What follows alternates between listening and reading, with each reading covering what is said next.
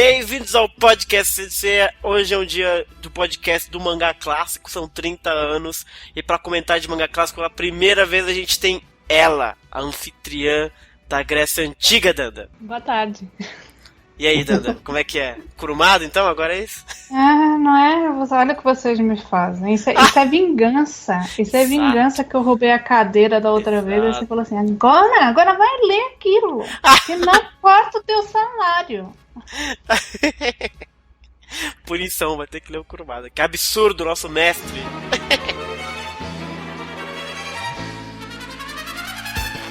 Ai, Danda. Seja bem-vindo ao podcast de mangá clássico. São 30 anos, Danda, de mangá.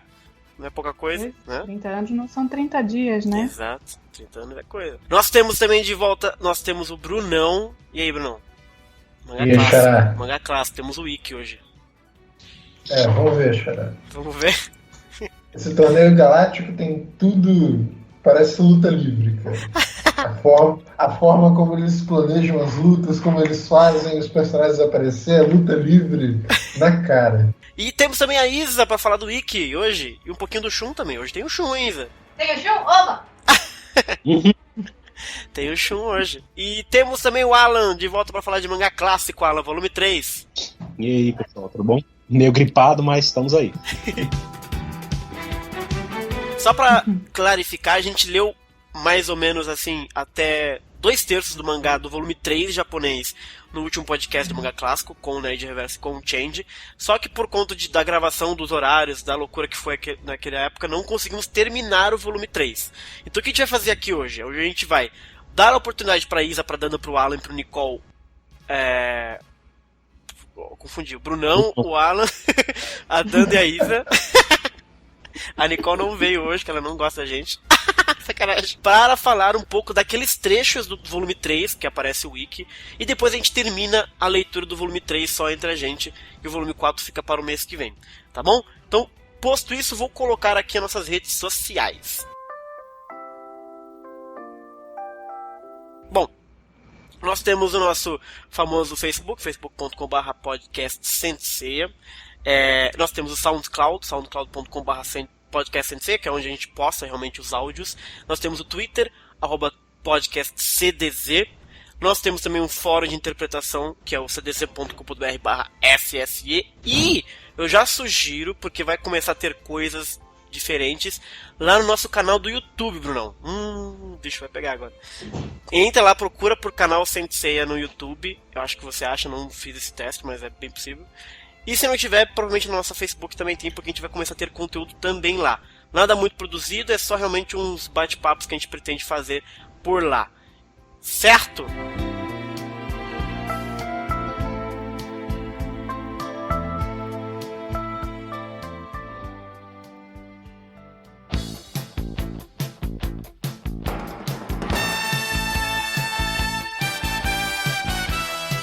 Bom, posto isto... Posso fazer uma observaçãozinha? Por favor. Na capa do volume 4 da edição da Conrad, na ilustração, tem um rasgo na bunda do Shun. Que não isso? Pode.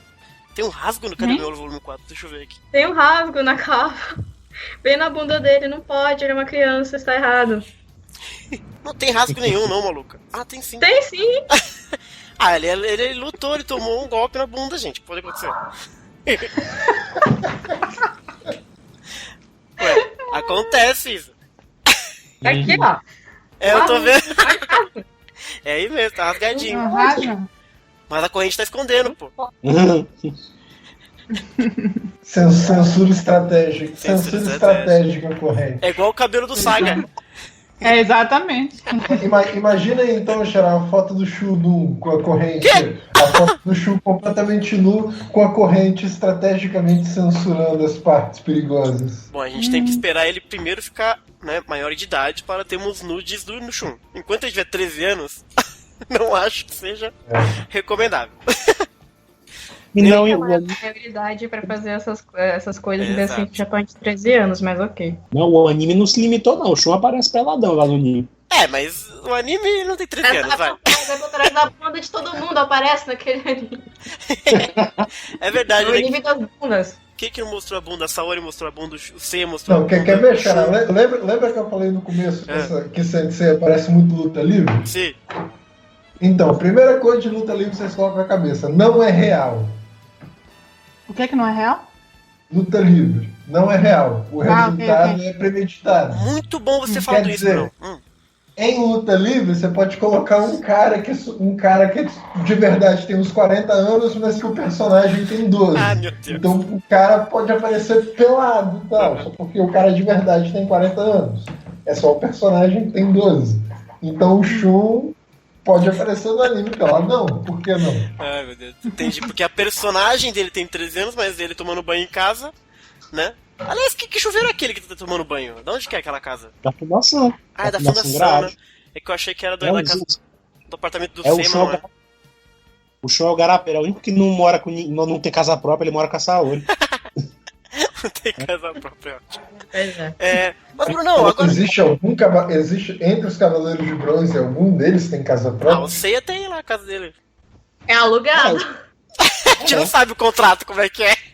Agora, da onde que ele tira o dinheiro pra pagar o aluguel? Eu acho também que seja a fundação que paga, mas... Ele mora no andar de cima, de alguma Mas casa. aí aprendeu com a Saori. Eu? É. Salário que é bom nada. Ah, que é? Eu sou a Fundação Grade do podcast, é isso?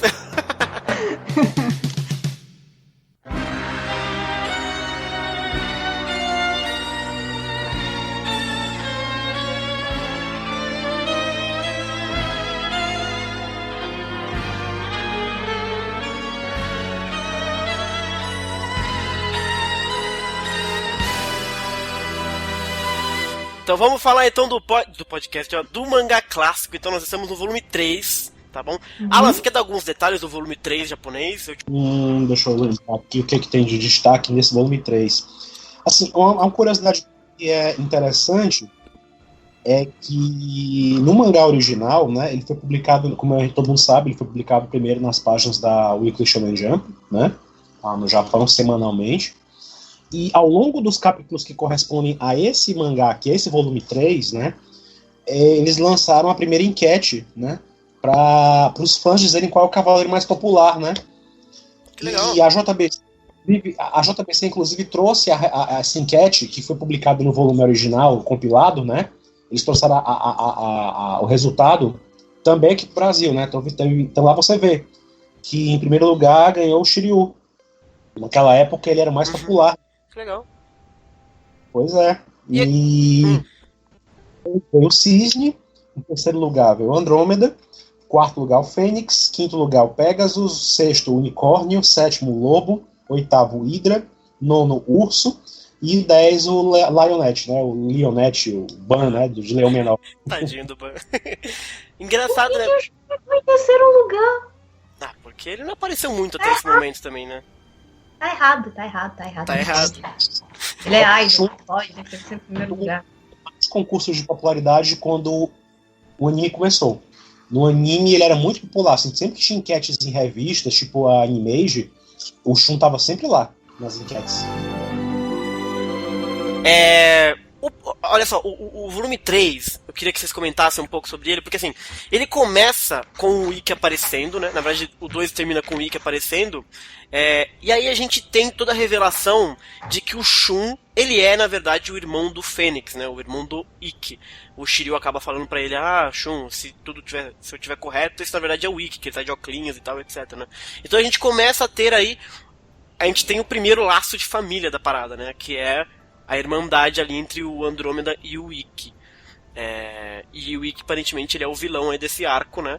Ele ataca o Shun, rola todo um ataque de longe, todo mundo fica meio chocado que o Ikki é super forte.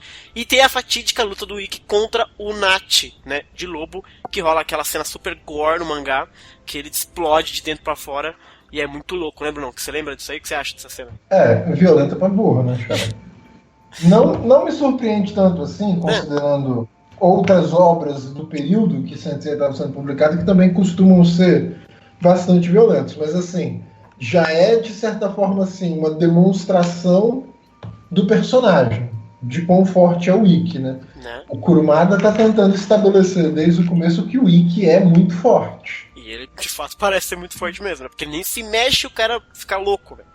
Né? Nesse sentido, eu até pergunto para vocês agora, assim, até agora, considerando o que rolou no Torneio Galáctico, em termos de expectativa, de aparência, qual dos cavaleiros pareceu ser o mais forte? Porque a gente teve o Yoga aparecendo, a gente teve a luta do Sei e do Shiryu, a gente teve o Shun massacrando o Jabu e o Ikki aparecendo agora. Qual desses tem a aparência de ser mais forte? Para aparência é o Ikki. Não só pela aparência, né? Vocês acham que o Kurumada conseguiu fazer o Ikki parecer um inimigo ameaçador? Eu acho que sim, sabe por quê? Porque o Shun, ele parece ser muito forte no começo. Porque ele bate no Jabu, que o Jabu deu uma sova no Leão Menor, no Pan. Ele nem toca, o Jabu nem consegue. Exato, aí você fica achando, caraca, o Shun com essas correntes ele é bizarro. Aí chega o Ikki e destrói o Shun, tipo, de longe, assim, sabe? Aí você fica, caraca, bicho. Então escala a parada, sabe? Também achei, assim, que nesse começo ele consegue colocar o Ikki como um personagem ameaçador. Aí, de novo, eu volto naquela história da luta livre. Pô. Quando você marca uma luta, você tem que fazer. Que luta livre, digamos assim, tem sempre o mocinho que tenta puxar a plateia pro lado dele e tem sempre o vilão que fica sempre contra a plateia, que fica sempre tentando deixar a plateia revoltada, para a plateia torcer ainda mais pro mocinho e para ela ficar ainda maluca durante a luta, né? Para isso acontecer, você precisa ter um vilão ameaçador. Então, Sensei conseguiu aqui, pelo menos nesse começo, criar um vilão ameaçador. É verdade, né? Bem aos modos Vamos ver, a questão é, aqui eu tô partindo da premissa de que a gente não sabe o que vai vir depois. Vamos ver se isso vai se manter, se vão deixar o Ikki ameaçador assim do começo até o fim. Porque, por exemplo, se ele perder fácil alguma luta, se os mocinhos simplesmente passarem por cima dele numa luta aberta, ele não vai ser mais tão ameaçador assim. Verdade. Alan, e a aparição do Ikki? E esse desenvolvimento aí com o tal do Nath de Lobo, que é um bosta, né? Vamos combinar. Eu acho que nesse momento do mangá, a gente sabia que era uma figura ameaçadora, mas até então, pra mim estava bem desenhado que o Shun era forte, né? O Yoga era forte e ao mesmo tempo um mistério, né? Ele podia ter muito mais potencial ainda para mostrar. E o Shiryu e o Sei eram fortes pra caramba, né? Porque eles tiveram aquela luta e tal, e os dois basicamente se anularam, e o Sei ganhou por pouco, né? Por assim dizer. Porque o Sei usou o golpe no ponto fraco do Shiryu e tal, né? Assim, em termos de força, os dois eram bem equivalentes, né? Então, assim, já estava bem desenhado que aqueles ali iriam ser o foco da história, né? Os 4 ali, pelo menos os 4, já iam ter um destaque maior do que todos os outros, né? Então, assim, pra mim já tá meio que equilibrado. Shun, Yoga, Shiryu e Sei eram meio que os destaques. Então, quando é que apareceu, gerou uma expectativa, né? Mas eu não sei se ainda nesse volume, assim, nesse primeiro capítulo que ele aparece, na verdade, né? Isso a gente vai ver depois. Ele não parece que ia ser o vilão da história, mas que ele tinha uma treta muito séria com todo mundo ali, né? Aí no capítulo seguinte, que mostra a relação dos Cavaleiros Negros, é que a gente vai começando a ver que ele pode realmente ser o vilão da história, né? Exatamente, aliás, bem puxado, porque aí ele vence, né, o Nath, né, essa cena super gore, super violenta, né, que mesmo que seja tudo uma coisa... aliás, é uma cena que eu acho do mangá muito bacana, cara. A cena que o Nath, ele explode de dentro e a cabeça dele sai voando e no final dá uma risadinha, sabe? É tipo meio muito sádico isso, né? E você tá vendo um personagem entrando na história com esse tipo de poder. É um pouco diferente do que a gente estava vendo até então, né? Porque eram golpes muito físicos, muito poder. Você tem o meteoro e tudo mais, e você tem as correntes. E de repente o cara nem se mexe e tem essa coisa toda mental, que agora é uma possibilidade também que esses cavaleiros podem fazer, né? Então eu acho muito interessante isso. E aí, como o Alan puxou, aparecem fênix negros atrás dos cavaleiros, né? Que interrompe basicamente ali o torneio intergaláctico e basicamente roubam a armadura de ouro, né? É isso que acaba acontecendo. Os Fênix Negros aparecem e roubam uma armadura de ouro. O que vocês acharam dessa aparição desses Cavaleiros Negros, esses Fênix Negros? Eu sei lá, Xará. Achei eles muito iguais ao Ikki. Só se, assim, pra mim só faria sentido se houvessem. Se o Ikki tivesse irmãos gêmeos, entendeu? Mas não é o caso. Achei eles muito parecidos com o Ikki. Eu olho pra eles e fico pensando assim, porra, o que é isso? São sombras, claro, mas sombra está sendo usada aqui como nome para posição que pessoas estão ocupando, entendeu? Aqueles Cavaleiros Negros, pra mim, são pessoas de verdade, então não faz sentido elas, pra mim, serem iguais ao Ikki. Exato. Era como se fosse algo assim sobrenatural, ou qualquer coisa assim, fazia sentido. Mas como são pessoas, nós não temos muito conhecimento até essa parte do que são realmente os Cavaleiros Negros, né? Eles aparecem, pelo que eu percebi, eles aparecem aqui e nós não temos muita noção do que eles são, por que existem, né? E conforme eles aparecem idênticos ao Ikki, uma pessoa realmente fica assim, ok, sósias, o que é isto? Aonde ele tirou isso? Ainda se fosse uma ilusão que ele criasse ou qualquer coisa assim, mas não, são pessoas, né? São outros personagens e realmente faz assim um bocado de confusão aquilo ser igual. Não faz muito sentido, não. Aí para completar essa completa ausência de individualidade e personalidade dessas sombras, ainda tem aquele visor que bloqueia os olhos. Se eles tivessem olhos, aí provavelmente a cara deles seria uma diferente da outra, entendeu? Ou não. Mas assim, a sombra, pelo menos em tese, seria. Mas a sombra, do jeito que estão, parece realmente que é uma igual a outra, tem os mesmos pensamentos, são tudo igual. E eu não sei, assim, pra mim parecem pessoas, e não faz sentido pra mim que pessoas sejam assim. Exato, né? Esquisito, né? A não ser, claro, se o cara caçasse o mundo inteiro por pessoas que são muito parecidas, né? Ontem voltando pra casa de busão, no ponto eu vejo a menina e falo, Joana, quanto tempo que eu não vejo você, cara, uma amiga minha, e não era ela, cara, mas eu assim, pô, desculpa, querido, você é idêntica à minha amiga. Ai, que até existe assim um caso ou outro, mas trocando uma ideia com essa menina, ela era totalmente diferente da minha amiga. Mas assim, tudo bem. Só que o esforço para você achar pessoas que sejam iguais, assim, para vestir a mesma armadura e tal, não faz muito sentido, né? Ele nunca... É foda, né? Eu não consigo também salvar essa porra, não. Diga, Alan, vai, salva a gente aí, vai. Eu penso da seguinte forma, ele não foi caçando as pessoas, né, na verdade. São pessoas que estavam lá na Ilha Rainha da Morte, né, que até eles comentam, tem um pouquinho da... Assim que eles aparecem, né, eles contam basicamente o background, né, a história, o que é que são os Cavaleiros Negros, né, na história, que são carregados e tal.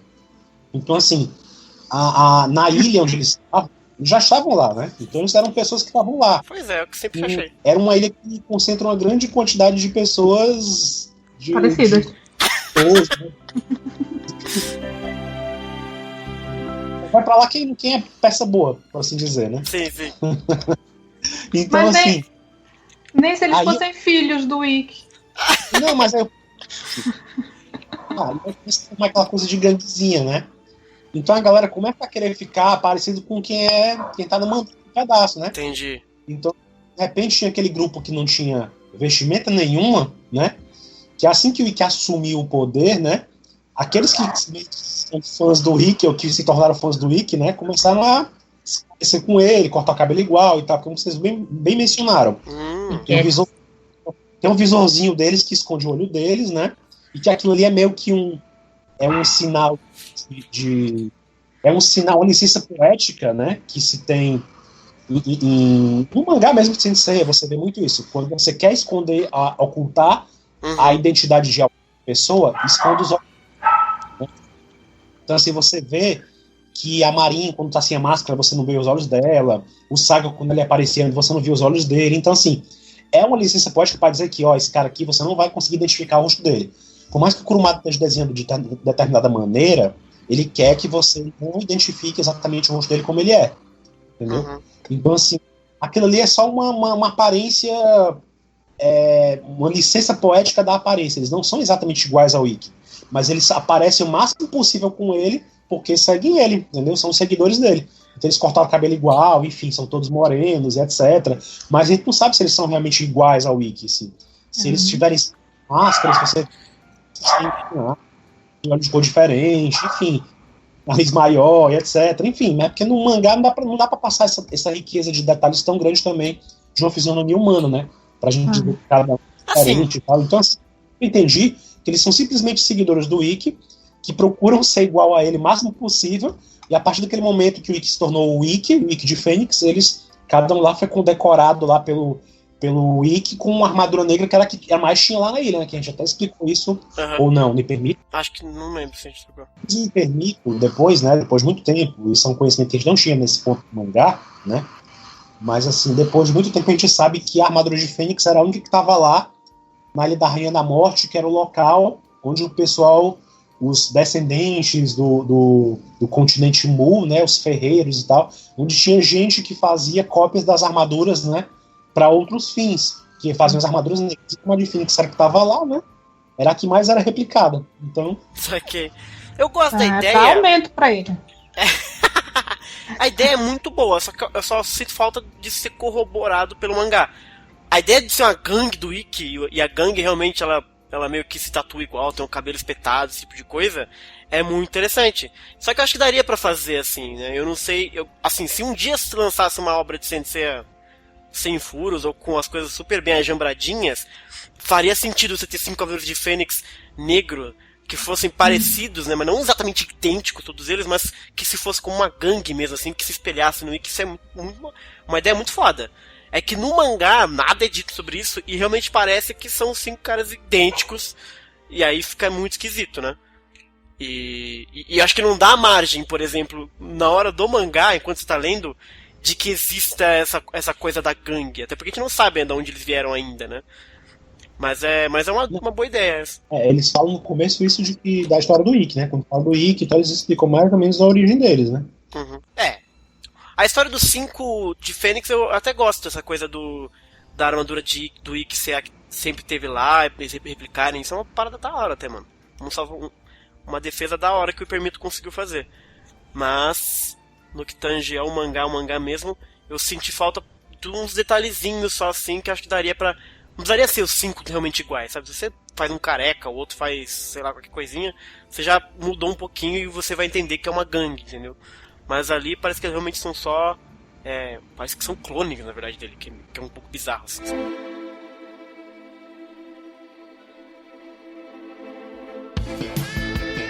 E aí, roubam a armadura de ouro. Isso é roubado, cai lá a urna de ouro na galera e tal. E aí a gente vê um jornal dizendo que o torneio intergaláctico foi interrompido por causa do roubo da armadura de ouro. Então teve sua consequência aí, parou meio que o torneio galáctico por causa disso. E é dito que o prestígio da fundação repousa naquela armadura de ouro. E por isso que pararam, Brunão, o torneio. Então a gente tem aí a Fundação Graad. O prestígio dela está naquela armadura de ouro, Brunão. O que eu acho mais engraçado é que já rolou um monte de brutalidade nesse torneio, e o que eles estão cobrindo é o prestígio da fundação. Exato. Bizarro, né, cara? É o que eu acho mais engraçado. E aí a gente tem esse momento em que é interrompido o torneio intergaláctico, né? E o Shiryu, eles meio que se dividem, né? Se separam. O Shiryu vai pra, teoricamente, consertar as armaduras de Pegasus e de Dragão, que são destruídas por causa da luta deles, e diz que vai passar primeiro lá nos 5 picos pra visitar o mestre dele que tá doente. Ou não, a gente vai ver daqui a pouco. Pra visitar o mestre dele. E aí o Shun vai até uma árvore, precisa ver umas coisas dele lá e tal. E aí a gente vê a aparição... E outra coisa, diga. O Yoga sumiu. Sumiu. Chá de sumiço do Yoga. Né? A gente não sabe o que ele quer da vida. E aí... O Shun tá lá sozinho e ele é atacado, aparentemente, pelo Yoga, que eu achei uma brincadeira muito bacana que o Kurumada fez, porque o Yoga tinha dito que ia matar todo mundo e de repente ele tá ali pra matar a galera, só que não é ele, é uma versão negra dele, o Cavaleiro Negro. E tem outra coisa, Xará. Diga. Assim que o Shun é atacado, mesmo sem estar vestindo a armadura, a corrente de Andrômeda apareceu ali. Bem colocado, Bruno. Então, o Shun não precisa de armadura para usar a corrente de Andrômeda.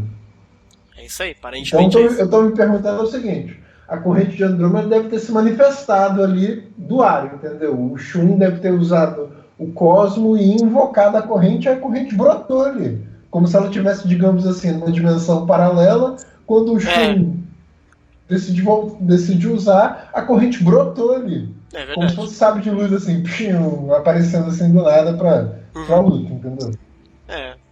Parece que vem por aí. Quando ele tá em perigo, a corrente vem ajudar eles, né? Eu acho legal isso, sem armadura. Sem armadura, pois é. Esquisito, mas é o que acontece aparentemente. E aí a gente tem a aparição de um cisne negro.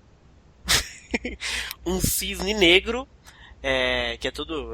E outra, Xará, tem outro detalhe. Qual detalhe? A gente tinha visto no Torneio das Trevas como que o Shun era forte. Torneio das Trevas? Ops, no Torneio Intergaláctico. Ah, tá. Eu tô com o Yu Yu Hakusho na cabeça, desculpa. Isso aí, o Hakusho. Isso aí, o Hakusho. Mas nota que nesse comecinho de encontro entre o Shun e essa versão negra do Yoga, o Shun aparentemente já está derrotado, porque a corrente dele está congelada. Eu não sei se faz diferença para a corrente estar congelada ou não, o fato do Shun estar sem armadura, entendeu? Mas aqui a corrente já está congelada. Faz parecer assim que o Shun vai ser vítima desse cara. Exatamente. Porque ela fica meio inútil, né? Então realmente, talvez a corrente não lide bem com o gelo, Brunão. Né? A gente não sabe muito bem. Mas aí, enfim, aparece o Cisne Negro. E aí a gente vê que na verdade não é o Yoga, e na verdade é o Cisne Negro. Que ele é um dos veteranos lá, Cavaleiros Negros, etc., que tá com o Ikki. E aí sim aparece o Yoga de Cisne para lutar ali brevemente contra ele, né? E tem toda aquela lutinha entre os dois. O que vocês acharam dessa luta a primeira luta entre o Yoga e o Cisne Negro? Que rola todo um caô do Yoga, que você congelou minha pele, só aquela coisa bem do Yoga mesmo. Hein, Isa, o que você achou? Cisne Negro e o Shun atacando o seu Shun, por exemplo. O problema é que, como os Cavaleiros Negros tecnicamente são parecidos com os de bronze, eu acho isso meio... sei lá, eu achei desnecessário. Porque a princípio, por exemplo, o Shun, ele realmente confunde o Cisne Negro com o Yoga, né? Porque a silhueta ele é muito parecida, né?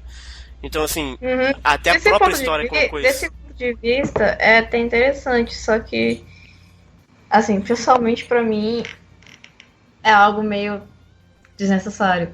Mas a jogada foi interessante, de certo modo. Sim. Eu gosto da jogada do Cisne, e assim... Ter o Cisne Negro, eu vou pensar assim... A gente tenta salvar de algum jeito. O meu problema é ter o Dragão, o Andrômeda e o Pégaso também, entendeu? Aí eu já acho um pouquinho forçado. Porque você não tem muito motivo disso acontecer, né? Ou você não tá ajudando a história com isso. Do ponto de vista que você ter o Cisne Negro é legal porque se confunde com o Yoga diz que ia matar todo mundo e tal. Você gera uma cena bacana, pelo menos. Os outros, parece que é só porque sim. Só porque vai ser o oposto do outro lá. E aí fica um pouco forçado mesmo. Porque o que acontece depois dessa cena é justamente os outros aparecem, né? A gente vê que tem um Cisne Negro, a gente vê que tem um Dragão Negro, a gente vê que tem um Andrômeda Negro, a gente vê que tem um Pégaso Negro. Né, Danda? Parece que não tem...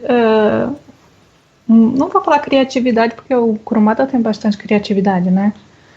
Mas, a princípio, quem pega primeiramente a obra, depois vai ficar um bocado estranho quanto a isso. Pra que tem um Cavaleiro Negro idêntico aos outros? Sendo que agora, tá bem, que antes não se sabia, mas agora sabe-se que os Cavaleiros Negros são aqueles renegados, não é? Que iam... O Alan me corrige se eu estiver errado.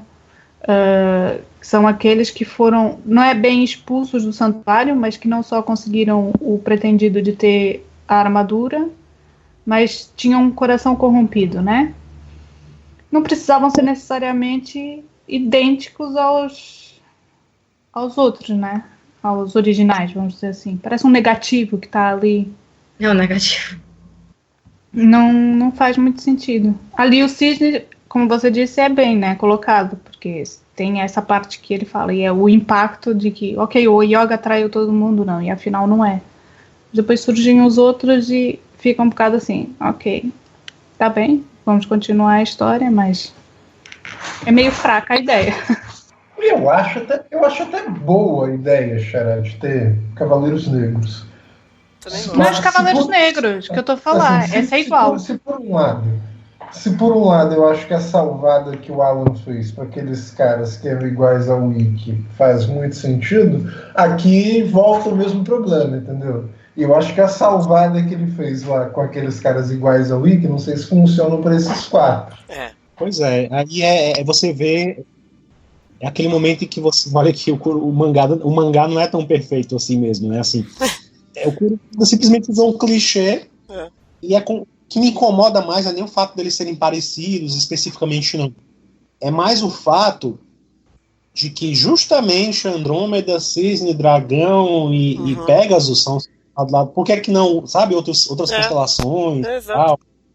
Não é? Esse é o que pega pra mim, é a coisa de um clichê mesmo, assim, aquela coisa de vou opor, vou colocar aqui tá contra os caras os exatamente opostos a eles, entendeu? E porque sim, né? Isso. É uma conveniência de roteiro, basicamente é isso.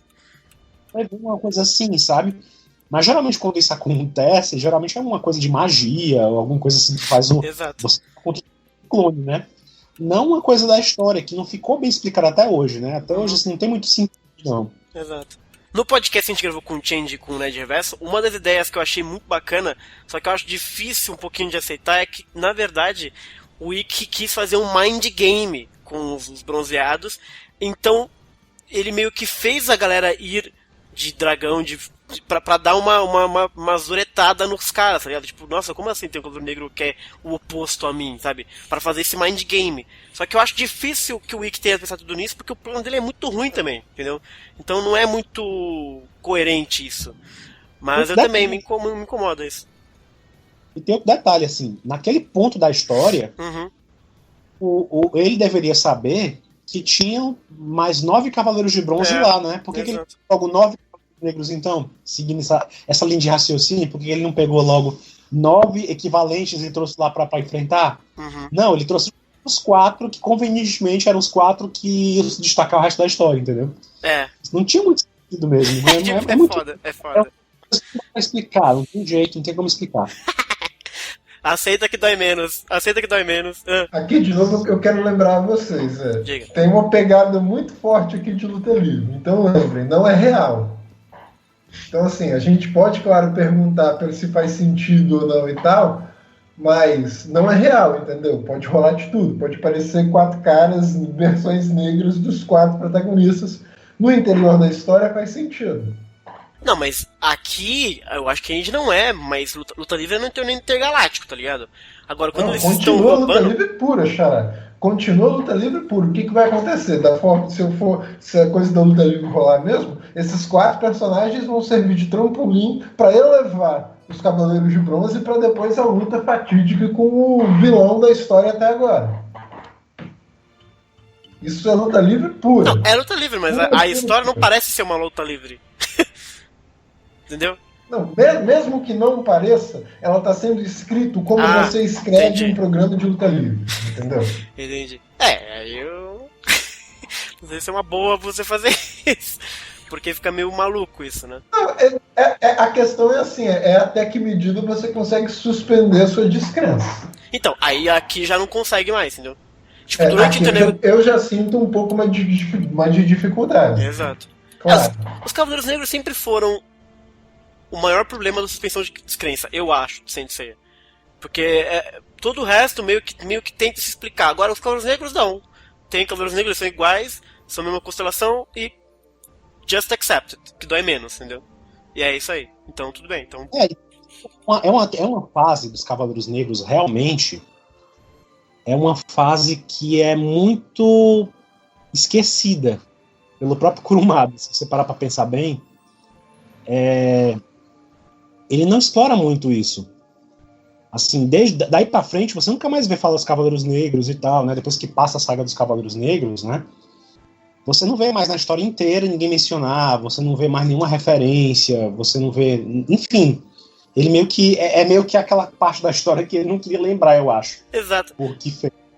Só quem trabalha com os Cavaleiros Negros lá na frente é a Shiori, né? Quando ela trabalha no Gaiden do Lost Canvas. Uhum.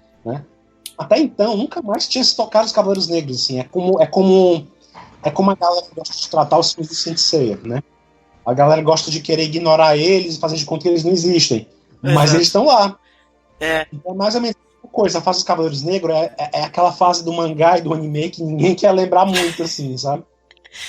Eu acho uma pena, porque eu acho o conceito muito legal dos Cavaleiros Negros, né, cara?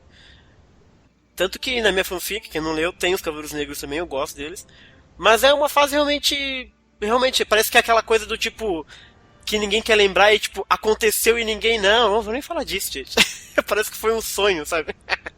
No mundo do Saint Seiya. Parece que realmente não aconteceu.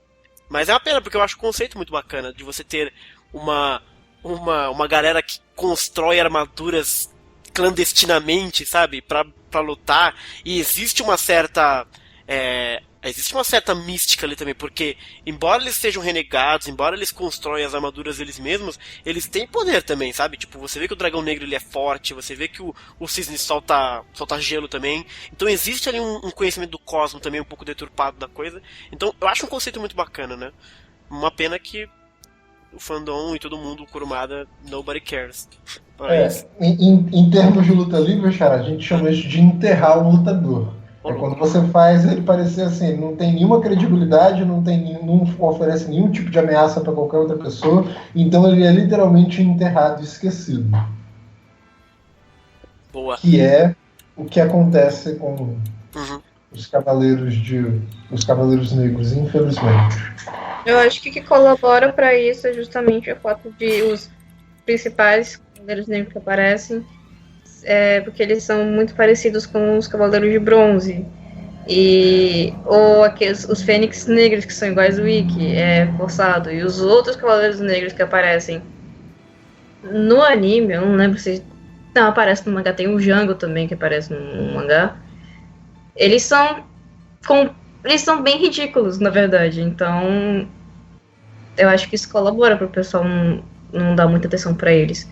O que acontece de diferente no Lost Canvas, porque lá eles têm uma aparência mais aceitável, eles têm uma personalidade mais interessante de se trabalhar. E aí a gente vê, na verdade, que eles se juntam com o Ikki, né? Um pôr do sol ali e tal. E aí o Ikki distribui as partes das armaduras para eles, para que eles possam protegê-las e tal, etc. Então a gente finalmente vê ali juntado o Ikki com os seus Cavaleiros Negros. Engraçado que até um dos Cavaleiros Negros chega a dizer que enfim, que eles estavam na Ilha da Rainha da Morte, né, que é da onde eles são, a gente fica sabendo disso. E aí ele recebeu a mensagem do Ikki e vieram para o Japão. Então você vê que realmente eles são pessoas que estavam lá na Ilha da Rainha da Morte, chegou lá o telegrama do Ikki e eles foram ajudar o Ikki, ou sei lá eu. O Ikki passou um telegrama? Não sei o que se usava naquela época. O que ele usou para se comunicar com ele, Xará? Não sei. De algum jeito ele se comunicou, caralho. Será que ele usou algum daqueles telefones celulares que era do tamanho de um tijolo? Acho que não, que só... Aquele negócio que cai no chão e quebra o chão? Passou um fax. Passou um fax? Entendi, né? Naquela época tava na moda. Ele foi civil, né? Imagina uma criancinha de 13 anos. Ô tio, deixa eu passar um fax aí pra ele derreter da morte aí, tio. Se bem que ele tem 15 anos já, né? Então. É por aí, cara. Bom, chegamos no ponto em que aí sim a gente vai precisar ler o mangá junto e continuar essa história. Tem mais alguma coisa que vocês gostariam de falar de alguma cena que já passou antes da gente começar o capítulo O Palácio do Mu? Ou não? Eu tenho uma pergunta. Manda ver, Danda. Eu tenho uma pergunta pro Alan. Ih, rapaz. Estava lá atrás, quando a corrente quando o Ikki aparece. Ok. Boa. E a corrente do Shun escreve. É Axia que aquilo deveria estar escrito? Alan. Pois é. É porque Axia em grego não se escreve daquela forma. Aquela palavra em grego não existe. É por isso que eu não sei se é em japonês ou é pra gente. Não, na verdade eu não sei. O Kurumada foi escrito daquele jeito mesmo, assim, o mangá tá daquele jeito mesmo. Pronto. É porque aquilo é Akia. Se você lê em grego, aquilo é Akia. Axia se escreve de outra forma, que é o valor das coisas, não quantitativa, mas qualitativas. E depende do aonde você coloca a frase. Ela sozinha só quer dizer que é um valor. Por isso é que eu fiquei assim, ok, não sei se aquilo está em grego ou se tem alguma palavra em japonês que significa aquilo, ou não sei. A ideia mesmo, que inclusive a história do mangá conta, que era para ser uma referência ao grego, né? Mas aí era a corrente escrevendo, né? A corrente não era muito inteligente, não, então dá um desconto pra corrente. Não é grega. Peraí, deixa eu só conferir. Exato. Deixa eu só conferir. É porque o que acontece, gente, do grego e do português é o seguinte, né? O alfabeto grego é totalmente diferente do nosso. Nós não temos o Xi. Então, assim, por causa disso, existem regras seguidas no mundo inteiro, assim, pra gente transliterar o grego para o nosso alfabeto romano, né? Bruno, mas quando você passa numa transcrição, que é o que tem que ser, né? Quando você passa de uma linguagem para outra, mas da forma que tem que ser corretamente a transcrição, não deveria ser com alusão à língua que você está transcrevendo, tá a ver? Se ao menos que tivesse uma nota a dizer, pronto, pode ser uma falha ou, sei lá, na tradução, isso também não é nada grave, tá a perceber? É só porque eu fiquei na dúvida se era realmente, se podia ser uma coisa, eu tava a pensar que era Axia e podia ser outra coisa qualquer. E não há lá uma nota a dizer, transcrição do grego, por exemplo, para o alfabeto, por exemplo, ocidental. E aí realmente, você lê Axia, quando você lê no alfabeto ocidental, você lê Axia com um X. Tá a perceber? Mas quando você transcreve... Porque no caso ali mesmo é a transliteração mesmo, mas você está correto. Se fosse para fazer a transliteração, não era para estar o X ali, era para estar um Xi ali mesmo.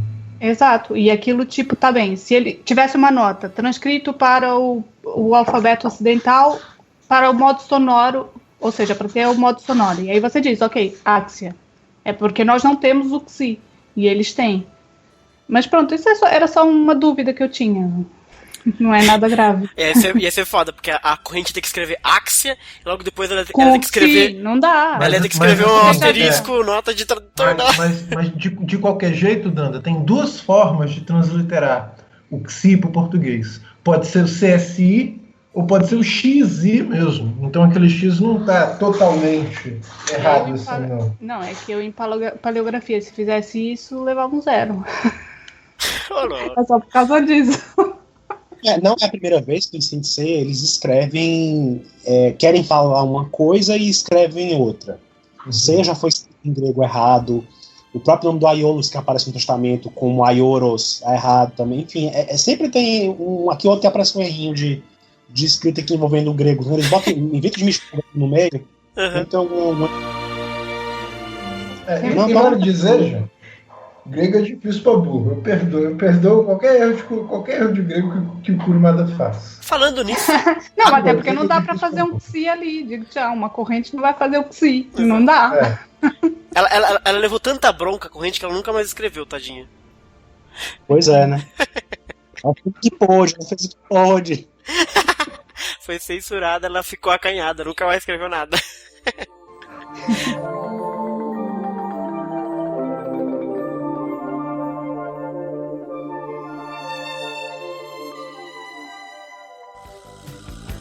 A gente lembra que o Shiryu, na verdade, foi até a China falar com o grande mestre dele e tal, e depois para a Índia para poder consertar as armaduras de Pégaso e de Dragão. Então a gente tem o começo aqui do Palácio de Mu, uma abertura, uma introdução ao lugar onde ele está, que é o Himalaia, na fronteira da China com a Índia.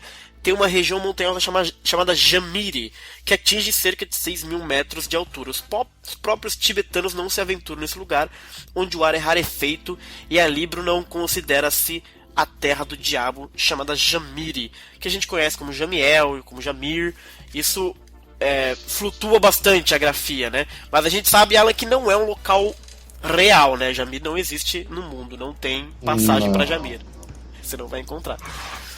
Mas o que eu acho bastante interessante, que você tinha mencionado na outra gravação, é que se você for no Maps você for no mapa, você vê que é uma região ali entre a Índia e a China que se chama Caxemira e Jama. Jama e Caxemira, que aí a gente tem algumas teorias de que ali Jamir seja uma junção das duas coisas desse lugar real, né?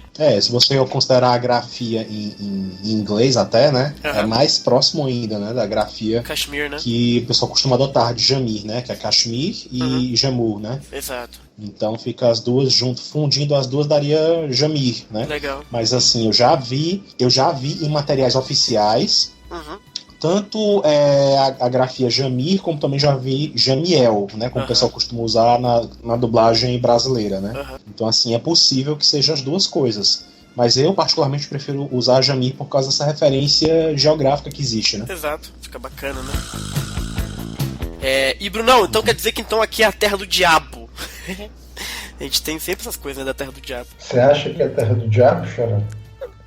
Na real, pra mim é história pra espantar a gente. Exato. Mas todo lugar que é terra do diabo é isso, mais ou menos. Mu, assim, pelo menos eu tento me colocar no lugar do Mu, eu penso que essa história de que a terra do diabo é uma história bem-vinda pra espantar pessoas que não tem nada a ver com o lugar. E a gente vê que o Shiryu tá nesse lugar com as duas armaduras uma em cima da outra, né? Mas rapidinho, Xará. Diga. Pensando agora sobre essa fama de terra do diabo e considerando que aconteceram nesse lugar, como a gente vai ver no futuro, batalhas no passado entre os santos de Atena e os espectros de Hades, talvez a fama se justifique. Exato. E como tem bastante gente morta nesse lugar, também tem isso, né? Não chega a ser só um xiste da população só pra afastar a galera. Realmente tem coisas muito ruins que aconteceram ali, né?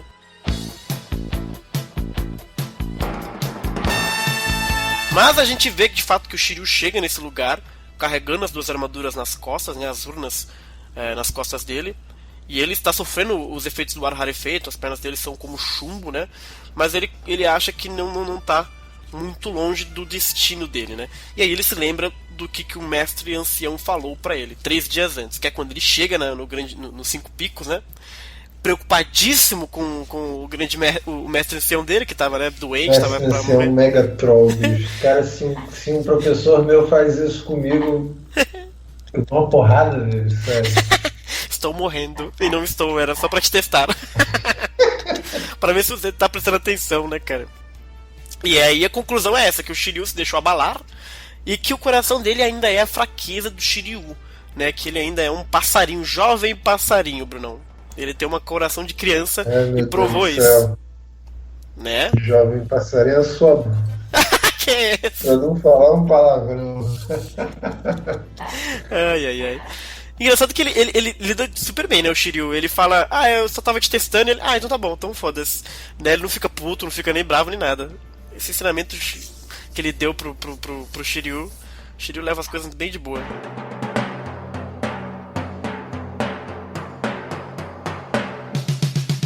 E aí eles falam um pouquinho, né, discorrem um pouco sobre Jamiri, porque o mestre ancião sabe que ele está indo pra lá. E aí ele fala que mesmo um experiente cavaleiro dificilmente teria êxito ali. E um jovem passarinho inexperiente como ele provavelmente vai acabar no cemitério das armaduras, que é lá onde os cavaleiros como ele se rendem a Jamir e terminam sem forças, né? E o Shiryu diz que não adianta, a batalha vai começar com os Cavaleiros Negros, ele precisa ir mesmo.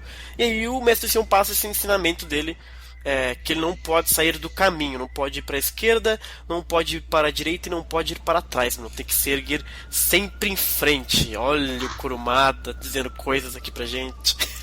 Sei, né, cara? Vamos ver. Esse negócio de só seguir em frente também é muito... É mesmo? Sei lá, muito... Faz a parada parecer muito fácil, entendeu? Faz parecer que só ir em frente é correto. Quando, na verdade, trajetos, histórias são muito mais difíceis. Olha aí. Entendeu? Olha aí. Às vezes você precisa dar 2 passos para trás para poder dar um passo para frente. Às vezes você dá um passo para frente que te obriga a recuar vários passos para trás, etc. Acho que nunca é tão fácil assim. Muito facilzinho essa explicação, entendeu? Eu não recomendaria isso nunca para as pessoas. Então, recomendaria sempre muito cuidado. Justo. O Shiryu tem um mestre ancião, a gente tem um mestre Brunão. Eu chamo todos os meus alunos e alunas de mestres e mestras na aula. Que bonito, que Todos bonito. eles ficam de cara quando eu faço isso. Mas é verdade, meus queridos. Exato. E aí ele completa que se ele seguir essa dica e atravessar o cemitério, ele vai encontrar quem ele procura, que é Mu. A gente não sabe o que é Mu, mas depois a gente vai ficar sabendo, né? Voltamos para o Shiryu com suas 2 armaduras nas costas. Um pequeno comentário. Por favor. Claro, considerando que a gente não sabe nada da história. Dá pra perceber já que o mestre do Shiryu manja de um monte de Paranauê, né? Sim, sim. Porque aparentemente ele conhece alguém que consegue consertar armaduras. É engraçado que quando o Shiryu decide ir pra Jamiri, ele já sabia de Jamiri, né? Então provavelmente ele já sabia disso pelo mestre dele, né? Talvez. Pois é. Né? Eu acho que essa foi uma das lições do mestre ancião, quando foi falar de armaduras, etc. Provavelmente ele tocou no assunto e falou de Mu, né? E com certeza ele deve conhecer ali as coisas e tudo mais. Então, aí agora eu tô na dúvida, assim, de onde o Shiryu conhece isso mesmo. Então, o Shiryu conhece o mestre ancião. Se foi através do mestre, ou se ele ouviu essa história em algum outro lugar. É mais provável que seja pelo mestre dele, né? Uhum. Até porque aqui ele tá sabendo das coisas, então é bem provável que eles tenham comentado. Só é curioso como, por exemplo, o Seiya mais ou menos não sabia. Quer dizer, não sei se ele não sabia, mas não fica muito claro se ele conhecia ali naquele momento que o Shiryu anuncia, né? Mas ele também não mostra muito espanto, então talvez ele soubesse também, sei lá. É mais, se eu não me engano, nos capítulos anteriores, né? O Shiryu resolve, né, levar a armadura pra consertar. E aí ele comenta que conhece, né? Não sei se isso aparece no mangá também agora. Eu teria que olhar aqui com calma se tem. Mas no anime eu lembro muito claramente, pelo menos dessa parte, né? Que ele menciona que vai restaurar a armadura. Aí o Seiya se surpreende, né? Porque ele não sabia que isso era possível, né? Olha aí, tá vendo? Aí o Shiryu diz que sabe que existe alguém que pode saber, mas ele não sabe os detalhes, né? Ele vai atrás do mestre dele pra saber quem é e onde é, né? Mas que ele já ouviu falar sobre o assunto, né? Porque, assim, a gente é engraçado, né? Que a gente para pra pensar que na série inteira, né? O Shiryu volta e meia menciona as coisas que o mestre dele fala pra ele, né? Verdade. Os ensinamentos e tal. Então, assim, nota-se que o treinamento do Shiryu foi não só físico, como também, assim, ele aprendia muita coisa, né? O mestre assim, volta e meia falava alguma coisa pra ele, comentava alguma coisa, né? E ele sempre volta e meia ele se lembra das coisas, né? Pode crer. É meio que um elemento chave na história, né? Toda vez que precisa de alguma coisa, alguma informação, opa, o Shiryu ouviu do mestre dele. É que por um lado, o mestre do Shiryu, pô, ele viveu 200 anos, então ele realmente é o mais que conhece mais coisas mesmo, de todos os mestres, né? Embora essa informação não seja dada pra gente nesse momento do mangá, né? A gente não sabe, aqueles exercícios de abstração, a gente não tem ideia dessa longevidade, né? Não, a gente não tem ideia que ele tem 200 anos, mas ele é muito mais velho do que a Marin, por exemplo, né? Ele já é um velhinho caquético, né? O que a gente vê aqui. Com certeza. Né? Pode crer. Mais ou menos. Caquético mais ou menos.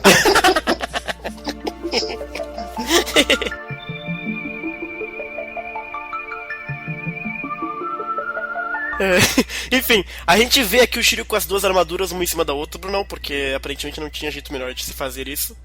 Mas ele sendo um cavaleiro, a gente imagina que ele consiga equilibrar tudo nas costas. Eu acho que é perfeitamente normal. Ele tá carregando um edifício nas costas. Eu acho que engraçado. Isso é o mínimo que um cavaleiro deve tentar. Claro, não, dá pra colocar elas na vertical, na horizontal, pô. Assim alto, se o cara se inclina pra frente, pra trás, ele cai. Cara, essa imagem do cara caindo pra frente com as 2 paradas, eu não consigo nem conceber. Eu não, acho que ele consegue equilibrar, não. Acho que é o único jeito pra fazer mesmo. Convenhamos, cara. Sei lá, muito estranho. Não tinha como fazer melhor que isso. Ele vai lutar e ao mesmo tempo ele vai ter que equilibrar essa parada. Ele é bom assim, Bruno. Não? Não. Bom, ele chega, a névoa dá uma engrossada. E aí ele esbarra numa mãozinha de esqueleto e finalmente percebe que está no cemitério das armaduras, Brunão. Olha o que tem de nego morto aqui, velho. E aí, a gente debateu isso na outra gravação, né? Sobre o que aconteceu com essa galera aqui, né? O que levou esses caras a terem esse destino, né? Veja só, não, tem várias opções, né? Tem coisas que eu penso aqui, por exemplo. Tem toda essa especulação de gente que pertence ao mesmo povo do Mu, que produzia coisas e jogava os restos aí fora. Se vocês forem observar pessoal que produz artesanalmente arma ou armadura, tem sempre um lugar onde você joga as peças fora. Qualquer pequeno errinho, a parada está acabada e você é obrigado a jogar fora, entendeu? Então, praticamente todo artesão tem um pequeno cemitério das suas obras que são, assim, que não ficaram prontas, né? Quem escreve, por exemplo, tenta pensar na quantidade de vezes que você recomeçou a escrever uma parada. O negócio é que, graças ao computador, a gente simplesmente apaga o documento e recomeça de novo. Mas quando era na munheca, amassa o papel inteiro e joga fora, entendeu? Praticamente um cemitério também. Eu penso, por exemplo, pode ser, como a gente está no território de pessoas que são artesãs de armaduras, pode ser esse cemitério. Pode ser também, Xará, palco de batalhas no passado, por exemplo, como a gente vê em Los Camas. Aquela cena toda com o Asmita terminando de criar o Rosário e os espectros atacando o Jamiel por causa disso. Pode ser também palco disso. Eu gosto de imaginar, até porque nesse momento, se a gente não sabe de nada, a impressão que dá é de fato aquilo que o próprio mestre ancião falou pro Shiryu, né? São pessoas que queriam consertar suas armaduras e pereceram neste lugar aqui, atacados por sei lá o que, né? E aí podem ser espíritos do passado, podem ser o que for, né? Mas é curioso como a Tyson, né, Alan, tem um artigo muito bacana elencando quase todas as silhuetas que aparecem aqui, sobre todas as armaduras aparentemente perdidas que aparecem aqui. Tem mais de 40, se eu não me engano, a contagem, que é um artigo muito legal.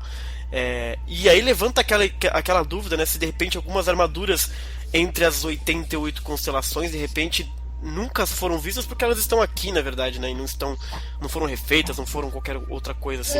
Pois no anime, assim, a gente não tem como não associar isso aí, esse fato de tantas armaduras estarem ali e tal, ao fato de que no anime existe uma outra classe, né, de cavaleiros, que é dos sem constelação. Então, se a gente olhar por esse prisma, né, é muito entendível que lá haja várias armaduras e tal, que de repente nem sejam armaduras que se pensem em utilizar de novo, porque estão lá, enfim. Mas, assim, olhando só pelo lado do mangá, né, a única referência que a gente tem do que pode vir a ser aquilo ali é a questão de que na enciclopédia, né, na Tyson original, eles comentam que as armaduras que estão ali podem estar sendo depois reparadas para serem enviadas aos Cavaleiros de Prata, né, a outros Cavaleiros de Prata, né. Então, assim, mas não é algo muito definitivo, né. Então, assim, pode se supor que ali tem uma armadura de bronze, né, as armaduras de prata que ainda não apareceram, enfim, pode se supor isso também, né, mas não é muito conclusivo não, sabe, nunca mais a gente vê menção sobre essas armaduras, ou vê menção sobre elas e tal, enfim.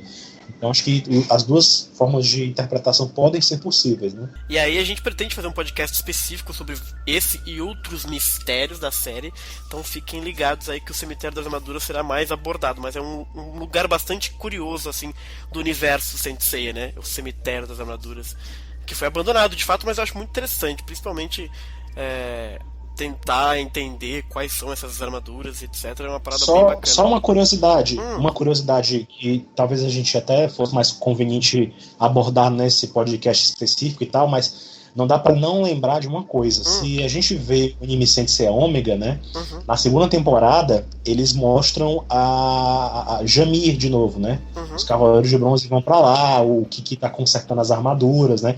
Inclusive rola uma invasãozinha de um inimigo lá no templo do Mu, né, no palácio do Mu, que agora é o palácio do Kiki, né? E em nenhum momento eles mostram aquele cemitério das armaduras daquele, né, do jeito que a gente vê aí. Então, assim, e na época do Ômega se supõe que todas as armaduras já estão reparadas, né? Todas, assim, todas na atividade. Não, se não tiver o cavaleiro usando, mas pelo menos tem. Elas estão lá, entendeu? Elas estão lá em palestra, no mínimo, né? Verdade. Pelo menos nesse episódio que aparece Jamir, né? O que mostra que todas as armaduras, inclusive dos cavaleiros que caíram, morreram durante a batalha contra o Marte e antes disso, né? Estão lá. Então, assim, ele mostra inclusive uma parede que é lá no Ômega, né? Pra quem não assistiu e tal. No Ômega, na primeira temporada, eles têm as armaduras em formato de pedrinhas, né? As Clowstones, né? Então, assim, acho que aqui no Brasil ficou como Pedras das Armaduras, né? Uma coisa assim. Não sei. Joia das Armaduras, não lembro agora. A versão que ficou no Brasil, não lembro. Aí, nessa cena que aparece o Kiki mostrando as armaduras, né? Ele mostra essa parede com todas essas pedras afixadas na parede, entendeu? Então, assim, você vê que todas ali, praticamente estão todas ali, as que foram reparadas e as que tiveram um cavaleiro, né, morto e tal, estão todas lá. Então, pode falar isso. Então, que apesar de muita gente não ter gostado da ideia das gemas, das pedrinhas, eu acho que foi a ideia com mais cabeça que eu vi para transportar a armadura. Sim. Nos tempos atuais, porque não tem como. É até engraçado que o próprio anime faz uma piadinha com relação a isso, assim, faz uma referenciazinha, né? Quando na segunda temporada que o Koga e os Cavaleiros de Bronze, eles têm a armadura restaurada e ela volta ao formato anterior, onde não tinha mais a Clowstone, né? Eles têm que carregar. E aí a Shaina olha assim pra ele, pro Koga carregando a armadura dele, né, pelos cantos, aí ela fala, isso me traz muitas lembranças e tal. Aí ele mas assim não é tão prático. Ele fala mais ou menos. Um tapa dos fãs, né? Fãs idiotas.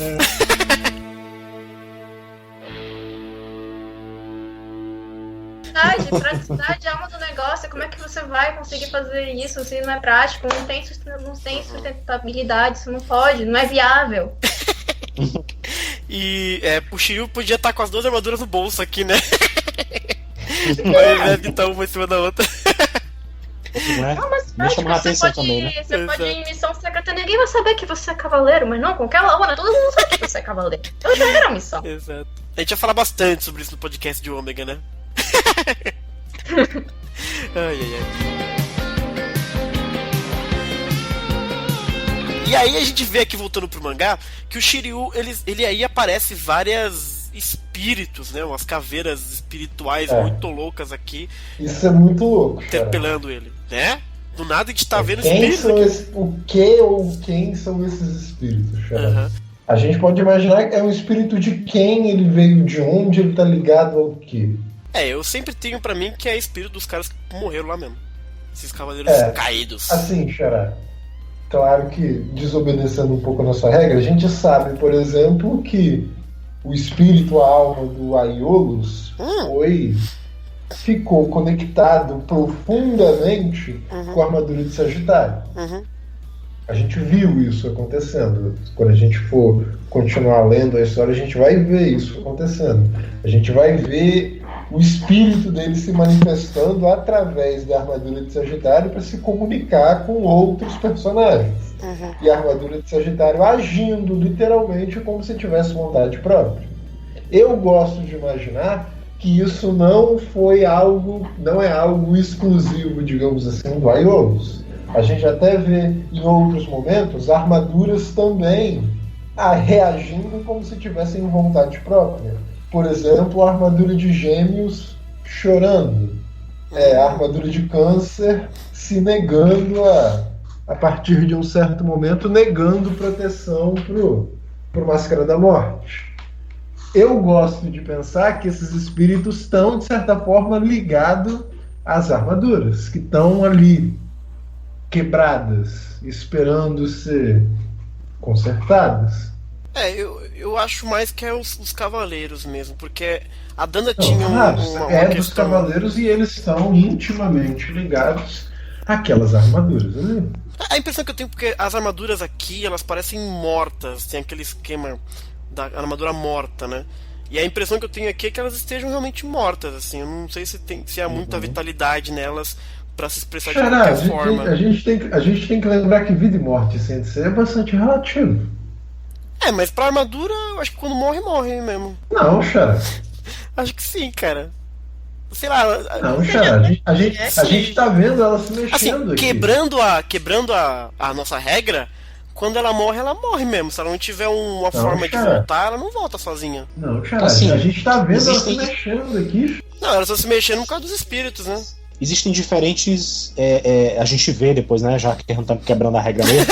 Existem diferentes níveis de dano na armadura, né? Uhum. Existe aquele que é mais imperceptível, que a gente vê, né? Uhum. Até o que mostra na Casa de Ares, que existem danos e tal, apesar da armadura parecer restaurada, né?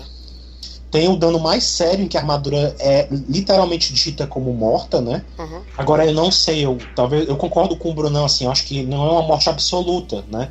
Eu acho que, assim, se fosse a armadura realmente morresse absolutamente, eu não sei se ela simplesmente ganha vida só por causa do sangue e dá aquela reparação, entendeu? Eu acho que tem que ter algum fiapo de vida ainda ali, entendeu? Entendi. Tanto é que depois, ao longo da série, a gente vê as armaduras continuam quebradas, né? Até em um estado até pior, né? A gente vê na saga de Hades, por exemplo, que da saga de Poseidon pra saga de Hades no mangá, né? As armaduras estão detonadas, entendeu? Assim, não tá muito diferente do que tá aí no começo do mangá, entendeu? Assim, a gente pode considerar que ou esse banho de sangue aí vai dando uma reforçada e a armadura não morre, entre aspas, né, tão fácil assim depois, ou então é uma coisa muito relativa, como o Bruno tá falando, entendeu? Então, assim, tem níveis diferentes, né? Mas a armadura tem uma capacidade de se regenerar sozinha também. Só que ela não é tão rápida, com exceção da armadura de Fênix, que é imediata, entendeu? Todas as outras armaduras, se elas ficarem repousando, especialmente dentro da caixa dela, da urna, ela vai se restaurando. Isso é dito também em outros momentos e tal. Então, em outros materiais oficiais, né? Então tem essa questão também. Agora, eu não sei, né, com relação ao cemitério, eu tendo a pensar que é mais assim, uma coisa que tem a ver com os espíritos também dos guerreiros, e um pouco também de ilusão de Jamir, né? Eu acho que também ali tem uma coisa de... Sabe, que eu fico pensando se os caras realmente morreram e ficaram ali, sabe, vagando.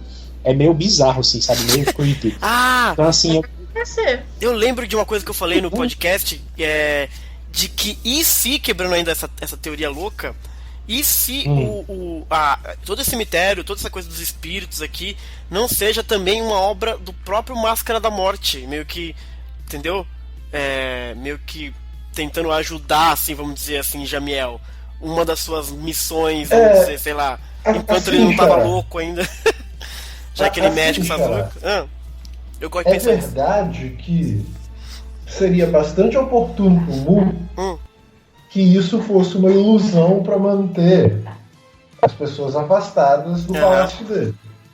Só que eu acho que isso seria uma explicação tão pobre, porque isso faz a gente desconsiderar todo o passado que podia ter acontecido aí, entendeu? Eu gosto muito da ideia, por exemplo, de que uma pessoa teria morrido ali por algum motivo e teria ficado presa, assim. Esse tipo de história de uma pessoa que morre e fica presa num lugar é muito comum em literatura sobrenatural japonesa e chinesa.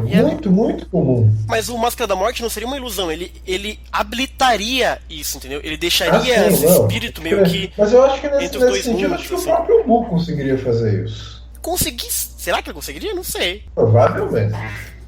Eu não sei, eu ainda acho que é uma coisa própria da Terra lá mesmo, entendeu? Não sei se eu tento concordar com ela nesse ponto. Tô jogando a regra pro espaço. Eu sei, a regra já foi pro caralho mesmo. Mas pensa, por exemplo, Xará, na saga de Hades, quando Saga, Camus e Shura estão passando pela casa de Câncer. E eles enfrentam aquela ilusão. Verdade. É uma cena bastante semelhante a essa que a gente está vendo agora. É muito oportuno pro Shaka fazer aquelas ilusões todas lá, porque a gente sabe que a casa de Câncer é macumbada. Um lugar onde é perdoado um banho de sangue de proporções épicas por isso... considerasse as paredes da casa do Máscara da Morte. Então, por isso que eu acho que o Máscara da Morte é que macumbou a parada. Eu imagino que seja ridiculamente fácil pro Shaka fazer uma ilusão lá, porque os monstros tudo lá já, entendeu? Sim. Não, eu falo ele faz ilusão, inclusive, né, disso. Na saga de Hades, quando os cavaleiros renegados vão subir nas 12 casas, né?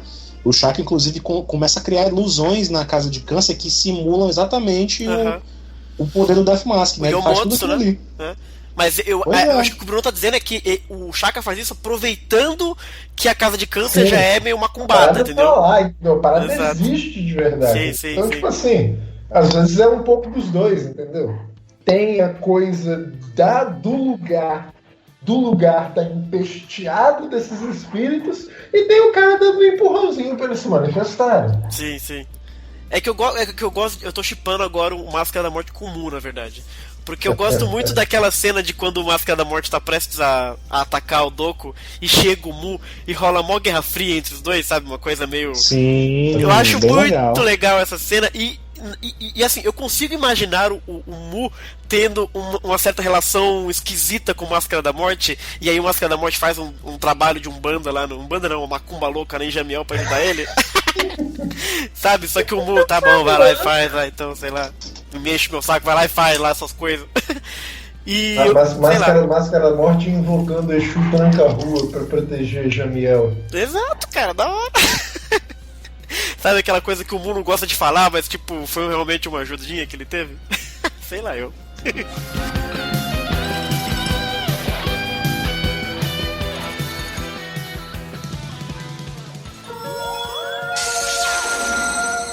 Enfim, os espíritos estão aqui interpelando o Shiryu, né, dizendo que faz muito tempo que ninguém passa por ali, nenhum cavaleiro passa por ali, e que ele não vai, né, não pensa que ele vai passar muito facilmente. E aí a gente vê que as armaduras antes mortas começam a se levantar, começam a tomar vida, né? Aí a gente vê o mega corredor polonês aqui cheio de armaduras, esqueletos e tal, e pra chegar lá ele precisa passar por esses caras. Olhando para esses espíritos que se manifestaram aqui, vendo o que eles dizem pro Shiryu, Xará e queridos amigos do podcast, vocês ficam com a impressão de que eles são malignos? A primeira impressão é de que eles não são bonzinhos. Né? Eles não são muito... Não, mas maligno, Xará. Você não precisa... Uma coisa é você não ser bonzinho. Olha... Outra coisa é você ser maligno. Eles parecem malignos, né? Porque... Os esqueletinhos? Os esqueletos parecem, cara. Ele... Faz tempo, parece que tem essa sede, sabe? Pô, faz muito tempo que ninguém vem aqui. Vou te pegar, vai ser legal. Então, assim... vai ser legal. Sabe? Então tem uma coisa... Quando ele me fala vai ser legal, quando eu fico com a impressão de que eles não são malignos. Ele não fala vai ser legal. Só mesmo testando o Shiryu, só mesmo não, sim, uma coisa no final realmente parece um teste, mas nesse ponto aqui não parece que eles sejam bons, entendeu? Eu também não no começo assim não parece que eles... Tá certo que eles estão ali presos e tal, vamos, né, partir do pressuposto que eles são mesmo os espíritos dos cavaleiros que morreram, que ficaram ali presos e tal. Aí eu fico pensando, se eles fossem tão bonzinhos assim, acho que eles não teriam ficado vagando por ali não, entendeu? Então acho que algum desvio de caráter no mínimo eles tinham, entendeu? Um bonzinho nível quê? Bonzinho nível Saga? Bonzinho nível Máscara da Morte? É muito relativo. Pois eu não sei lá. Eu não confiaria muito não. O que acontece exatamente. Nesse caso a gente teria que ver o que a tradição literária diz sobre esse tipo de personagem. No caso, como a gente está falando de uma região ali entre China e Índia, eles têm a tradição de cultuar os mortos para que eles possam viver em paz. Provavelmente a gente está tratando de pessoas que morreram e ninguém pagou nenhum tipo de respeito, ninguém pagou nenhum tipo de oferenda de homenagem para elas. Então não tem como elas saírem dali, elas são presas ali, porque elas morreram ali, provavelmente tem assuntos que não foram, morreram com assuntos que não foram resolvidos, inacabados. Eles estariam presos ali. Porque as armaduras que eles estão carregando ali estão ali quebradas, entendeu? Provavelmente eles só poderiam encontrar paz depois que as armaduras fossem consertadas. Então... assim, independente do que elas foram em vida, se boas ou más, enquanto esqueletos, elas não são muito convidativas. Elas estão atacando, elas estão querem matar o Shiryu, né? Querem deixar ele ali com eles, né? Então, assim, é claro que... Eu acabei de ter uma epifania. Ô, louco. Me tirem uma dúvida, querido. Vai. Saint Seiya foi publicado na China? Foi, não foi? Foi sim. É porque eu acabei de perceber uma coisa. O governo chinês, em geral, em obras de TV, videogame e obra de arte, eles sempre censuram esqueleto. É mesmo? Então, assim, Caraca! Censura esqueleto, censura um monte de coisa. Então, Eu posso tirar essa dúvida. subitamente me bateu a curiosidade de ver como que seria essa cena no quadrinho chinês. É tudo preto, né? Só voz falando. Eu não lembro se a primeira versão do mangá foi publicada toda lá na China, na íntegra, né? Não sei dizer. Agora, eu lembro que os Kanzenbans, por exemplo, que era a versão de luxo do mangá e tal, que foi a versão mais, né, bacana que existe, ela chegou a sair em chinês também. Então eu acho que ela foi vendida oficialmente por lá também. Mas aí você tá dizendo que podia tirar a dúvida aí. Ô, louco. Bateu curiosidade agora pra ver se a versão deles veio mudada aqui. Eu ganhei uns mangás antigos do pai de uma amiga minha que são de Saint Seiya, tudo em chinês. Ô, louco. Tem esqueleto no mangá, querido? Eu tô procurando. É que esqueleto em Saint Seiya ele aparece só nesse episódio, ou tem mais esqueleto depois? Esqueleto? Esqueleto. Não vai ter depois, né? Esqueleto andando, assim? É o esqueleto mesmo. Não, assim, aparece no mundo de Hades, né? Na saga de Hades aparece esqueletos lá. Então, é que é meio desnutrido lá, não é mais desnutrido? Não, tipo, quando o Ikki enfrenta o Ayakos, né, na prisão lá, tem uns corpos pegando fogo, que a gente vê o esqueleto pegando fogo, né? Então, é os então, barrigudinhos, né? Eles estão presos dentro de túmulos, mas a gente não vê assim. Se eu não me engano, são esqueletos mesmo. Verdade, eles estão já né, pegando fogo. Pode crer. Bom, de toda forma, esses esqueletos, bons ou não, eles estão ali no caminho do Shiryu e eles querem, e aí sim é aqui que a gente começa a pensar um pouquinho, eles querem saber do que ele é capaz e quer ver se ele é digno da armadura e digno de consertá-la. Então a gente já começa a pensar que de repente, mais do que eles serem realmente escrotos, eles também são um teste para o Shiryu, né? E aí ele começa a dar porrada em todo mundo, que geral, dá o cacete em geral, e a gente vê um quadro em que ele dá um passo para trás, aí ele se lembra do mestre dele, diz que ele só pode ir pra frente, dá um murrozão na galera, e aí, inclusive, os esqueletos elogiam ele e tal, pede pra ele se juntar até ele, só que ele vai lá e usa o seu cólera do dragão, dizendo que tem gente esperando ele por ele no Japão. Cólera do dragão daorão aqui, destruindo geral, indo pra frente. Eu gosto desse cólera do dragão, é diferente. Aí ele dá um pisão com força ali no chão, Xará. Se fosse pra gente obedecer a inércia, era pra ele ter caído pra frente junto com essa torre que ele tá carregando nas costas. Meu Deus, Bruno, não casquetou com isso. Porque, pelo amor de Deus. Ou então ela caía, tá ligado? Sério mesmo, mano. Toda quinta-feira, quando eu volto pra Vitória, eu volto carregando a minha mochila nas costas e uma pequena malinha na mão. Eu vou tentar arrumar um jeito de carregar uma em cima da outra pra ver se funciona. E eu aposto já desde o começo que não vai funcionar. Você não é um cavaleiro, né, Brunão? Quem disse, Xará? Que é esse? Você me chama o tempo inteiro consolação de filosofia, Xará? É verdade. Você não acha que eu sou cavaleiro, não? Pô? Eu tenho que começar a tomar cuidado com isso aí, velho. Aí ele chega no final e diz que conseguiu atravessar, e quando a névoa se dissipa, ele percebe que estava num precipício, num desfiladeiro com todos os esqueletos lá embaixo, muito louco. E aí ele percebe porque que o mestre dele disse pra ele seguir sempre em frente mesmo, se não tivesse seguido os conselhos, né, dele, e ficaria pra sempre lá com os espectros.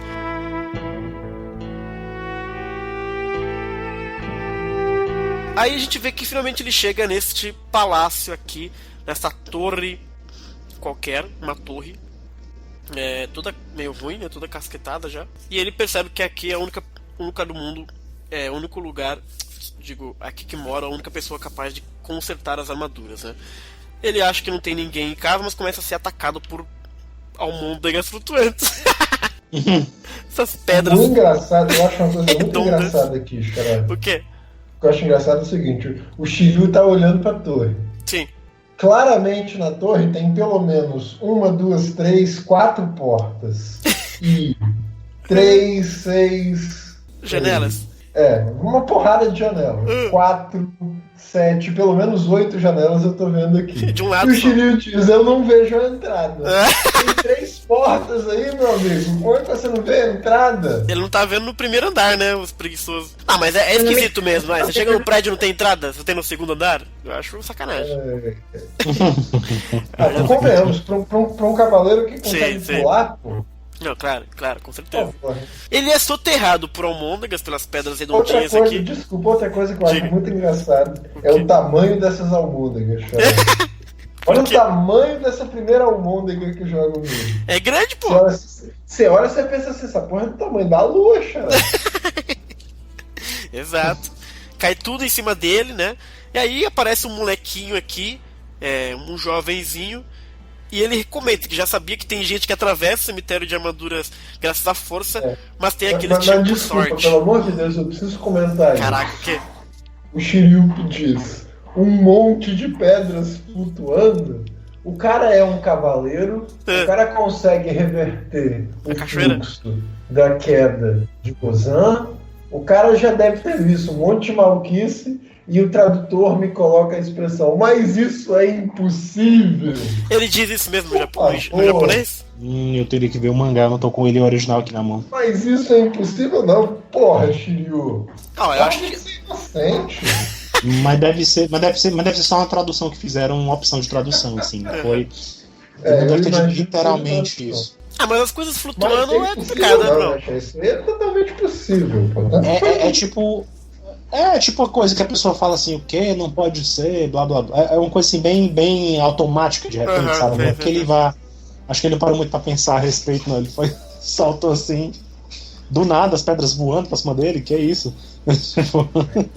Ele nunca viu ninguém com telecinésio, eu acho justo. Uhum. E aí o Kiki dá uma zombada, diz que tem aqueles que chegam ali por sorte, né? Só que ele vê que as pedras começam a rachar e finalmente ele consegue sair de dentro das pedrarias muito louca, né? E aí o Shiryu finalmente chega à conclusão de que ele tem um dom da telecinese. Olha lá o Bruno, então ele manja dos Paranauê, foi só um momento um momento complicado ali e tal. E ele reclamou que, né, depois de tanto sofrer no caminho, ele esperava ser bem recebido. E o Kiki vai atacar ele de novo, mas o Shiryu consegue destruir a pedra em cima do Kiki, derrubando um monte de pedrinha em cima dele. E ele finalmente anuncia que veio do Japão para poder consertar as armaduras e se ele pode descer, por favor. Aí o Kiki diz que ele tem que subir e que se chegar até ele vai consertar as armaduras. E aí o Shiryu faz a opção mais óbvia, né, Bruno? Então, aqui, ó, nessa altura do campeonato, se eu não me engano, o Alan tinha contado isso pra gente, naquela pesquisa de popularidade entre os personagens, o Shiryu aparecia como o mais popular. Isso. Né? Sim, inclusive no final do volume 3, eles trazem essa pesquisa que foi feita e divulgada na Weekly Shonen Jump, que é onde era publicado o mangá semanalmente, né? Então, assim, eles já trazem quem tiver o mangá da JBC, por exemplo, encontra essa enquete, esse resultado dessa enquete, né? Lá, no final. Então, ao invés de fazer o óbvio, claro, vai ter que aproveitar a popularidade do Shiryu pra arrancar a camisa dele ali, né? Do nada, né, mano? Ele arranca. Parece que é como se ele tivesse ficado mais forte, assim, sabe? Muito bizarro. Mas eu gosto dessas imagens do mangá, tipo essa aqui dele do meio, que é cheia de energia, assim, tal. Acho super bonita quando acontecem essas imagens bonitas, assim. E aí o Kiki fica bruto, né? Fica assustado de onde vem essa energia cósmica e tal. E que o corpo dele era uma energia. Pelo amor de Deus, não façam isso quando alguém pedir pra você ir até ele. Bate na porta ou sobe uma escada. Uhum. E é curioso que ele... Destruir monumento histórico não, gente, por favor. Que mancada. Aí é que o Shiryu faz, ele dá um murrão no primeiro andar, destrói o primeiro andar inteiro numa imagem mega bonita. Adoraria um cartaz disso aqui, inclusive, um pôster do Shiryu destruindo o Palácio Mu. Esse desenho dessa pagoda caindo, sei lá se dá pra chamar de pagoda, tá muito bonito, cara. Tá bonito, eu falei que tá bonito. Tá bastante bonito. Tem detalhes, tudo quebradinho, cheio de pedrinha. Esse tipo de desenho assim é do que o Kurumada faz no mangá, acho que é dos que eu mais gosto. Não, e essa direção aqui, esse plano da pagoda caindo e o Shiryu em silhueta é muito bonito, cara. Isso aqui é arte. Eu falo que eu quero um pôster disso aqui, ninguém me diz. Adoraria ter um pôster disso, que é muito bonito, cara. Que isso. Se é que foi o Kurumada, não foi uns assistentes dele que fez. Sacanagem, né? Quando é bonito a gente acha que não é o Kurumada. Mancada. Vale a pena no futuro, Xará, depois a gente parar pra comparar essa cena aqui pra ver como que ela fica no anime. Boa. Que no anime tá nas mãos de outros artistas. Sim, é verdade. Então vale a pena a gente comparar os dois. Mas eu acho que ele nem faz isso no anime, faz? O Kurumada não. Isso no anime acho que ele faz sim, Xará. Faz sim, né? Ele dá um... Faz sim. Aí a torre cai, né? E o Kiki fica todo desequilibrado, fica chocado que ele destruiu um andar inteiro. E finalmente o Kiki cai perto dele. O Shiryu brinca que ele ia ter que destruir mais um e tal. E aí o Shiryu, todo sem camisa, gatôncio, diz que não tem tempo a perder, que é pra ele consertar a armadura, mas o Kiki diz que ele se enganou, que ele não é o Mu. E aí o Mu finalmente, começa a chegar.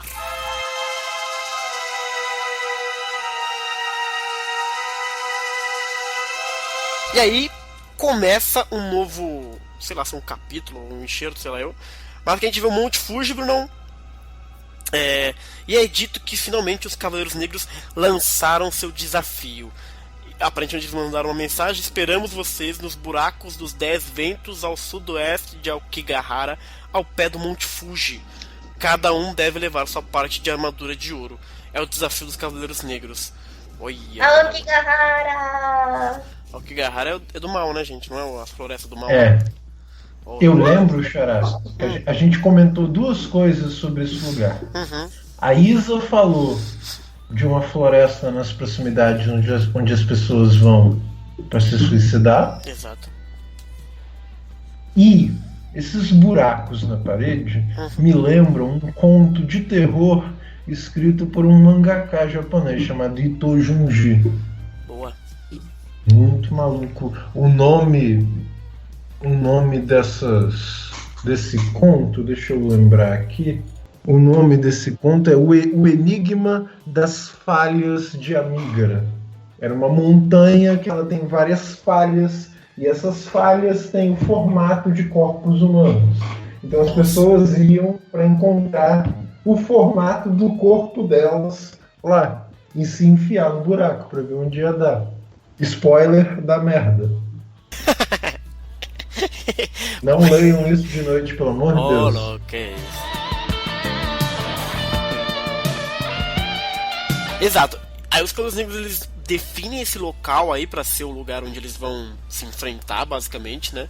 A gente vê as silhuetas dele aqui embaixo junto com o Ikki.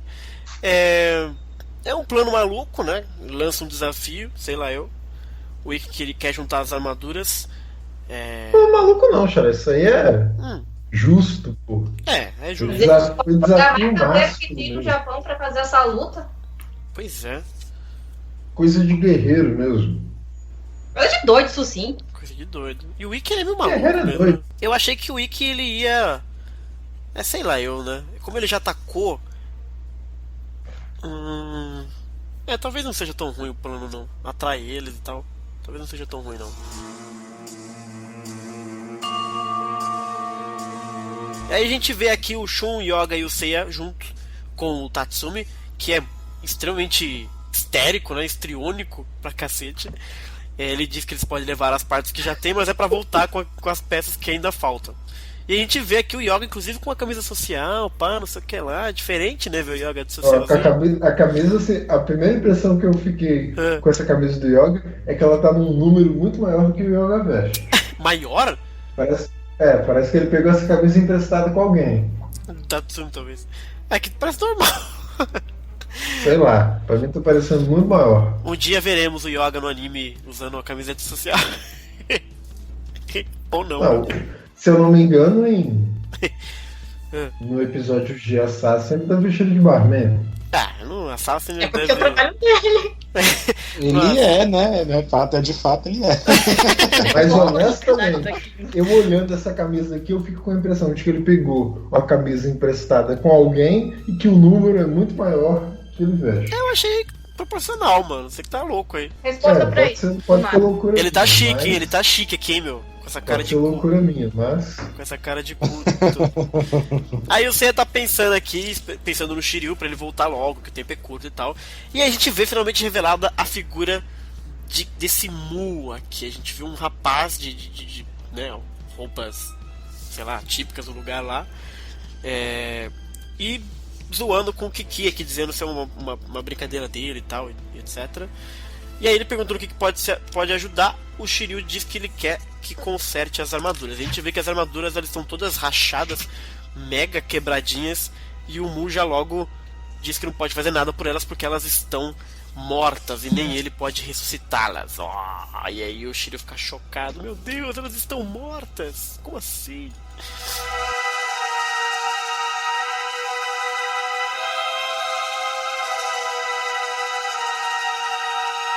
Continuando aqui, o Shiryu burro não sabe o que ele quis dizer, né? O Mu tá com cara de... contente, parece né? que o Mu deu um empurrãozinho com um dedo na torre e a torre voltou pro lugar. Será que foi isso que o Kurumada quis representar? Eu acho que não, né? Eu acho que sim. Telecinese, né, rapaz? Né, Ele usou justamente telecinese pra mover a torre, né? Isso. Inclusive no anime isso fica bem explícito também. Mas é mais longe da É torre, mais né? engraçado imaginar que ele deu um empurrãozinho. Mas é engraçado ele dar um empurrãozinho também, porque é uma imagem legal. Ele bota o dedo assim e toda ela começa a se mover. Eu acho impactante, inclusive, eu gosto. É o que ele faz, ele restabelece o equilíbrio, né? O Shiryu fica chocado. Nossa, que força mental incrível, meu Deus do céu. E aí o Mu começa a explicar, Bruno, que cada armadura é dotada de vida própria e uma armadura nova não tem como se regenerar. Ih, rapaz, deu ruim aqui na gente, hein? Mas o Shiryu fica louco, diz que ele tem que enfrentar os Cavaleiros Negros e ele, não pode lutar sem armadura, né? E disseram que ele é o único capaz de consertar as armaduras dos Cavaleiros, né? Então, e ele está disposto a fazer qualquer coisa. E aí ele diz que só há uma coisa a ser feita nesse caso, que é a vida do Shiryu, vai precisar da vida dele. E aí o Shiryu dá ele reflete um pouco, né? Que sem a armadura, tanto ele como o Seiya vai ser derrotado. E que se ele der a vida, pelo menos o Seiya vai ter uma chance de vencer os inimigos. Aí finalmente ele se lembra, fazendo essa conexão, de que se não fosse o Seiya, ele mesmo já estaria morto. Então ele tá ali no lucro já. Então a gente chega à conclusão de que ele morreu porque a cabeça dele voa, Brunão. Na real, o Mu nem esperou a resposta. Né? Exato. E o que eu acho mais genial nessa cena são os olhos do Shiryu nos quadros, bicho. A cara de surpresa do Shiryu quando a cabeça dele sai voando. Depois ele virando o olho, olhando, digamos assim, tentando olhar para trás na direção do Mu. E o sorriso na cara do Mu. E é engraçado que é a segunda vez que o Kurumada faz isso nesse mangá, de ter uma cena aparentemente que tá normal e de repente acontece algo super... O quê? O que tá acontecendo? Que é igual o Nath. Quando o Nath olha pro Ikki, tá tudo normal e de repente ele perde o braço, você sabe? Tipo, o que tá acontecendo? Esse mangá não era pra criança? Sabe? E aí eu adoro esse corte, a gente vê que o Mu diz que o sangue dele vai regenerar as armaduras e tal. E aí a gente vê que na verdade o Seiya tava sonhando, Brunão. Olha só, esse Kurumada brincando com a gente. Boa, Kurumada. E outra, Xará. Que? Desculpe o comentário aleatório, mas eu não canso de perceber essa coisa. Agora o Shun tá vestindo a camisa que o Seiya tava vestindo antes. E o Seiya tá vestindo a camisa que o Shun tava vestindo antes. O Bruno é muito literal. Mas os amigos dividem tudo, ué. É verdade. Eita, Lele. Ó, eles não dormem no mesmo quarto, isso é fato, porque o Shun teve que entrar lá preocupado com o Seiya que tava gritando, né? Mas então dá pra perceber pelo menos que o Shun, ou a porta tava aberta ou o Shun tem a chave. Pelo menos tá do Seiya. Quem que tranca o quarto? Isso já é alguma coisa. É dizer, a gente não sabe onde o Shun tava. Tá na casa do Seiya, pronto, eles são melhores amigos, pronto. Às vezes isso aqui, Chara, pode ser um banheiro, pode ser uma suíte. Quê? Ah. Não, gente, que Não, loucura. Se bem que essa cama parece ser uma cama de solteiro. É, cama de solteiro. Eles Gente, não estavam dormindo. o Shun tava no seu quarto e saiu do seu quarto preocupado com o amigo Seiya. Vamos parar de loucura? É isso que aconteceu. Porque ele é um fofo. O Shun é um fofo. Ele é assim. Não. Tem que se preocupar mesmo. Exato. E aí o Sei aparentemente tá tendo Quem tá pesadelo. usando a camisa do Sei, ele tá. Meu Deus, você pode ser qualquer Você camisa. não tem problema, eu deixo.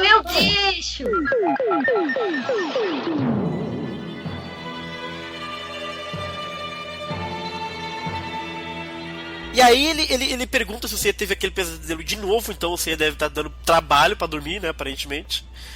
Faz uma semana que ele vê o Shiryu morrer nos sonhos deles, que puta mau agouro do caralho. E aí o Shun diz pra ele não se preocupar com isso, que talvez hoje ele volta com as armaduras, mas ele tá com um mau pressentimento. E chegou finalmente o grande dia da batalha, Brunão. Nós somos apresentados aqui ao Monte Fuji, a Montanha dos Espíritos, o símbolo do Japão. E há inúmeros mistérios que o envolvem. Entre eles está a floresta de Aokigahara, que dizem que nela as pessoas perdem o senso de orientação e jamais conseguem voltar. E a gente sabe que, né, as pessoas também costumam se matar lá. É lá onde tem placas, né, falando para as pessoas não faça isso, volte. Nossa, que lugar pesado. E eu descobri que tem, tipo, ao mesmo tempo que tem placas de querendo ajudar, tem placas bem ofensivas, do tipo, vá morrer em Tóquio, seu filho da puta. Nossa, não vem morrer aqui, não estraga nossa floresta. Que isso, velho, pesado. Que lugar convidativo, só que não. Ave Maria. O pior é que lá é bonito, lá tem trilha pra você andar, porque é um lugar turístico. Eu descobri que tem até cavernas de gelo e vento pra você entrar lá e observar. Porque tudo fica numa região ao pé do Monte Fuji, que é rodeada por várias cidadezinhas. Tóquio tá a 100 km de distância. E fica numa região chamada Jukai. Aí tem a parte de Aokigahara, que é onde acontecem os suicídios e, enfim, o pessoal encontra pelo menos 50 corpos lá por ano, por aí. Que horror! O mangá continua, dizendo que as grutas rochosas aos pés do Monte Fuji, talhadas pelo tempo e pelas intempéries, ajudam a aumentar o mistério, formando um labirinto insondável. Diz a lenda que uma dessas grutas, a gruta de Shonane no Shima, leva até o pico da montanha, mas até hoje ninguém voltou lá viva dali. E essa gruta não passa de um dos exemplos dos inúmeros labirintos que percorrem o Monte Fuji. E finalmente chega o dia decisivo, que a gente vê esses nichos, né, na montanha aqui, vários deles. E o Yoga tá com a sua armadura, de braços cruzados, com essa cara de cu de sempre, dizendo que o Shiryu não apareceu. O Seiya diz que alguma coisa aconteceu com ele, que ele vai lutar sem armadura. E o Shun, que é o mais sensato de todos eles, diz que isso é suicídio, quando finalmente eles percebem que vem lá uma silhueta, Brunão. Se não é o próprio rapazinho, se não é o próprio Shiryu, que deixa o Seiya tudo movido. E aí ele corre atrás dele, não aguenta mais esperar, diz que ele tá inteiro, só que finalmente ele começa a desaparecer e só a urna fica ali embaixo. Uma coisa que eu achei muito curioso da urna, a gente tá acostumado muito a ver a parte da frente dela, mas olha a parte de trás ali, tem um brasão lá na urna. Acho que eu nunca tinha visto esse brasão. Olha, é tipo um escudo com uma asinha. Que curioso isso. Acho que não foi. Eu nunca vi assim darem um significado pra isso, né? Assim, nunca comentaram, né? O que era exatamente e tal. Interessante. Porque parece, ó, em cima do brasão tem uma cabecinha que talvez até pode ser um cavalo, né? E como tem asas, de repente pra cada um seja uma figura. Mas tem claramente um escudo ali na frente, um brasão mesmo, né? Que engraçado. Peraí, deixa eu ver de novo, que eu tava pesquisando uma coisa. Que brasão vocês estão vendo? É na página 19, Brunão, aí do mangá 6. Achei. Quando desaparece o Shiryu e sobra só a urna. Tem um brasão, mano. Que loucura. Olha aí, mano. Um dia temos que ter uma série só sobre esse brasão pra gente entender o que é. Não, deve ser. Deve ser o quê? Bateu a curiosidade agora? Bateu, cara. Não é aquele cartão de cavaleiro. Tipo assim, em termos de áudio, esse brasão aqui deveria identificar uma família ou alguma organização. Que família Atena? Que é isso? Então a questão seria pegar uma lista de brasões e ver se a gente acha algum parecido. Caralho! Que coisa legal de se fazer. Uma outra coisa que me veio na cabeça é essa caverna que tá aqui. Essa caverna no Monte Fuji que o mangá menciona, de Shonanenoshima. Isso. Onde tem um pequeno lago e tem uma, digamos assim, uma pedra natural, uma coisa estendida lá, e lá existe um templo para um deus. É que essa caverna de Shonanenoshima, que a gruta de Shonanenoshima, que o quadrinho menciona, nela ela é um ponto turístico no Japão, porque dentro dela fica um templo, um pequeno santuário, que é dedicado a um deus dragão no Japão.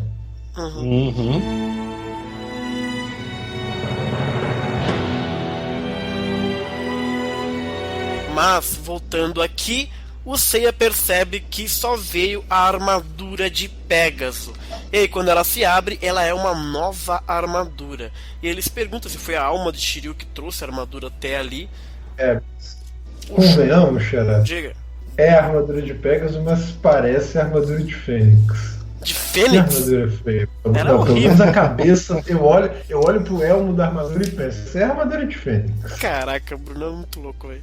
Ele veste a armadura colocando peça por Não peça, é né? verdade, pô? Compara o elmo da armadura do Ikki e da armadura do Seiya. É igual. Eu nunca reparei. Esses dois buracos onde é pra estar a orelha, bicho. Aqui, a armadura de Fênix não O tem que isso. importa é a armadura é feia. É feia. O Seiya aparece, é a minha nova armadura e todo mundo acha ela horrorosa. São esses dois buracos onde é pra estar as orelhas. Os dois Deus buracos. do céu. Esse elmo também, ele é muito feio, essa coisinha em cima assim. Esse V. Tudo é sabe? feio. Ela é muito feia. O punho também é feio. Olha o cinturão dele. Que coisa terrível. E é porque a armadura o seria mais feia ainda, né? Assim, Olha lá, velho. essa versão que vocês estão vendo dessa armadura do Pégaso, né? Que é a V2 do mangá, por assim dizer, né? Uhum. Ela não é muito lembrada, né? Depois, assim, você vê que ela não é muito mencionada. Até se você for ver no Next Dimension, quando a Saori lembra do período da história, né? Uhum. Em que ela e o Seiya pularam do abismo, né? A armadura que tem lá não é bem essa daí também, assim, não é exatamente essa.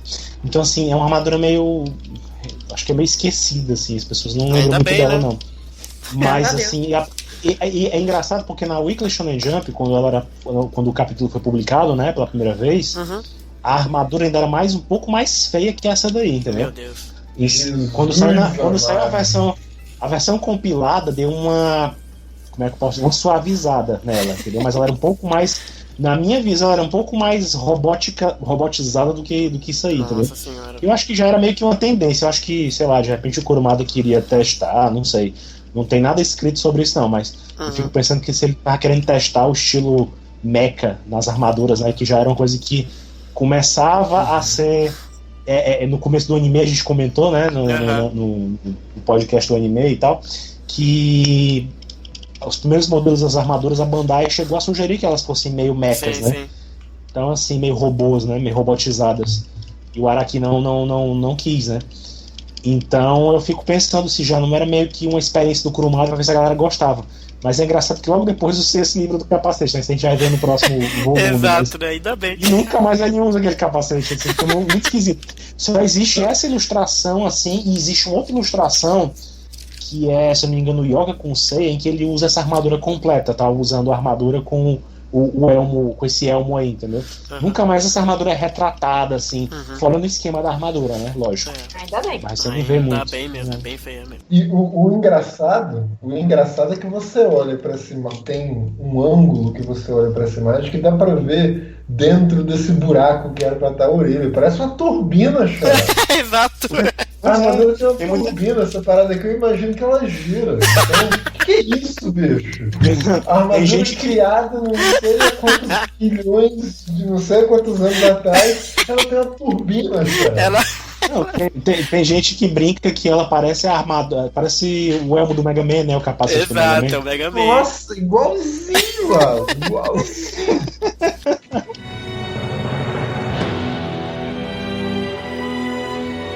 Aí eu vou mostrar pra vocês pelo... Olha. Bruno, Oi. depois tu corta aí, mas eu vou mandar pelo WhatsApp pra vocês verem a imagem que tem. Uma das poucas imagens que a gente vê dessa armadura, né? Aham. Não, acho que não é a versão que eu falei pra vocês, não, mas é uma ilustração com a Uma das poucas vezes em que você vê essa ilustração feita pelo Kurumada, né? Assim, que ele parou pra desenhar uma cena extra com a armadura, né? Assim, boa. olha como a armadura era mais feia ainda do que ela é, ó. Nossa, olha o fraldão do Seiya. O Seiya tem um... Olha como, olha como ela é ridícula. Essa armadura ainda, originalmente ela era pior ainda, entendeu? Olha aí a imagem. Fraldão. Olha aí, olha Eu tô vendo. Olha no WhatsApp. Jesus amado, que olha as porra ombreiras, é? olha o jeito das ombreiras. Nossa, como era, ó. Ela parece um cara. negócio meio. Olha como é esquisito. Caraca, é diferente mesmo, mano. Compara, olha pra versão final e olha pra como era antes, como era mesmo, ridículo, cara, pior que ainda. isso, As ombreiras velho. pequenininhas, ó. Olha como era ridículo. Nossa. Não, até o capacete era mais Pior horrível. ainda. Pois é. Caraca, esse armadura é muito feia. Era muito feio. Agora eu quero ver, mas tô com celular de carregar. Nossa, Isa, você vai chorar com esse cuecão aqui. Não, depois eu vou ver se eu consigo um scan melhor dela pra vocês de repente usar como ilustração da capa do. Enfim, eu vou dar um jeito de conseguir ela aqui, eu devo ter na revista. Vai estar em Porque é uma destaque, curiosidade velho. que se a galera não vê, eles não vão entender. É As pessoas verdade. não entendem só de a gente falar, Bem né? colocado. Vocês precisam ver pra ir também. Caraca, coisa horrorosa. Olha essa ombreira, velho, caraca. Mas esse fraldão é o pior, na moral. Cara, essa orelha do Seiya, pelo amor de Deus, não tem nada a ver, velho. Bom, pelo menos disso eu gosto de imaginar que o Kurumada é fã do Mega Man. Isso quer dizer que nós temos gostos similares. O Jedi. Eu acho que nem existia Mega Man já, né? Naquela Sei época. lá, eu. 86? Sim. O Mega Man de que ano? Boa pergunta. Deixa eu descobrir. Peraí. 87, aparentemente. Ah, então foi o Kurumada vem primeiro. Olha aí! Será que o criador do Mega Man se baseou nisso aí? Deixa eu pegar a armadura mais horrorosa do Seiya e criar meu personagem em cima desse. Tadam. Tá a revelação aí, gente. Tá certo.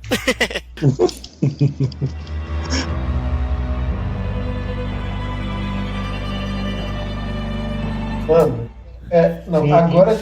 Não, com isso a gente tem que levantar a teoria, cara. Que teoria? Será que o Mu é um trollão? Ah, não acredito! Não, porque veja só, Xará, o quadrinho já mostrou pra gente o Mu arrancando a cabeça do Shiryu assim, nem pra ele responder. Uhum. E o Mu entrega pro Seiya essa armadura Não, ridícula. outra coisa, o Shiryu destrói o templo dele, Bruno. A conclusão que eu tiro é que ele é um mega troll. Exato. O Shiryu chegou lá, causou no... Ah, é? Você vai causar aqui? Então tá bom. Então pega essa armadura horrorosa.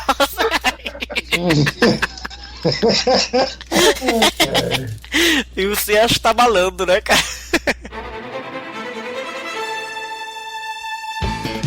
Enfim, pessoal, o mangá volume 3, ele termina aqui com o Seiya vestindo a sua armadura horrorosa.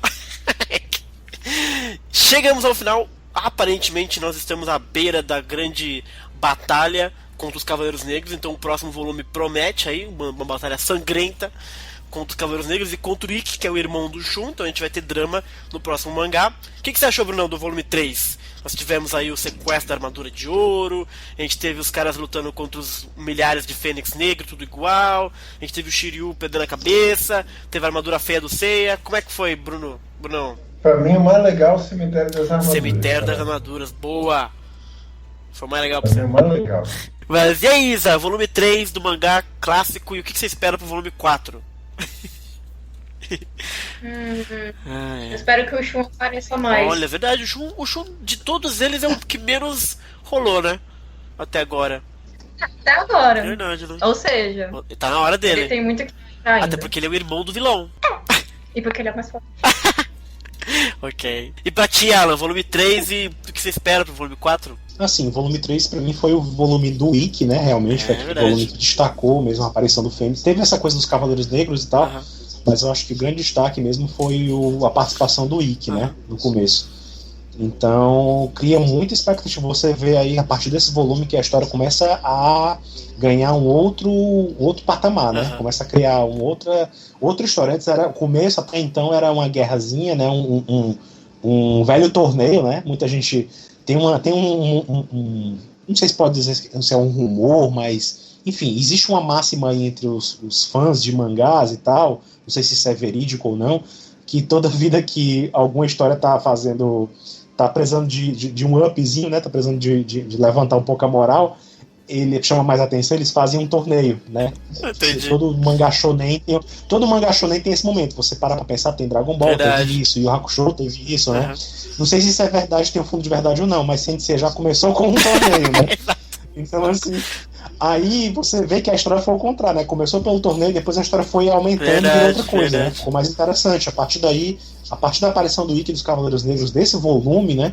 A coisa começa a ficar bem mais interessante.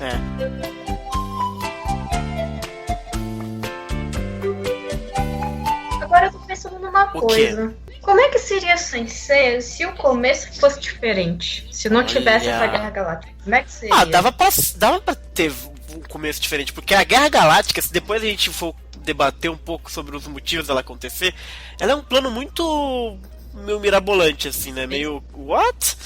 Sério?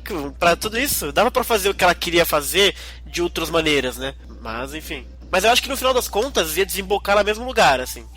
Ia desembocar nas 12 casas, de uma certa forma. Enfim, a gente termina com essa armadura horrorosa do Seiya, mas acho que o volume 3 ele expandiu o universo de uma certa forma. A gente vê que tem um cara que cuida de armaduras, a gente vê que tem um cemitério de armaduras, o que indica outras guerras muito loucas. A gente vê o Mestre Ancião, que é um puto de um troll. A gente tem toda a questão dos Cavaleiros Negros. Então o mundo começa a crescer, né? E o próximo volume, aparentemente, é porradaria. É fechando esse arco, né, do Ikki e tal. Ou não sei o que vai acontecer, mas aparentemente vai ter combate direto, vamos dizer assim, né? Finalmente a gente vai ter pancadaria fora da Guerra Galáctica. Então, looking forward, vamos ver o que vai ser do próximo volume. Certo, pessoal? É isso aí. É isso aí. Vejo vocês então no próximo volume do mangá clássico, Brunão.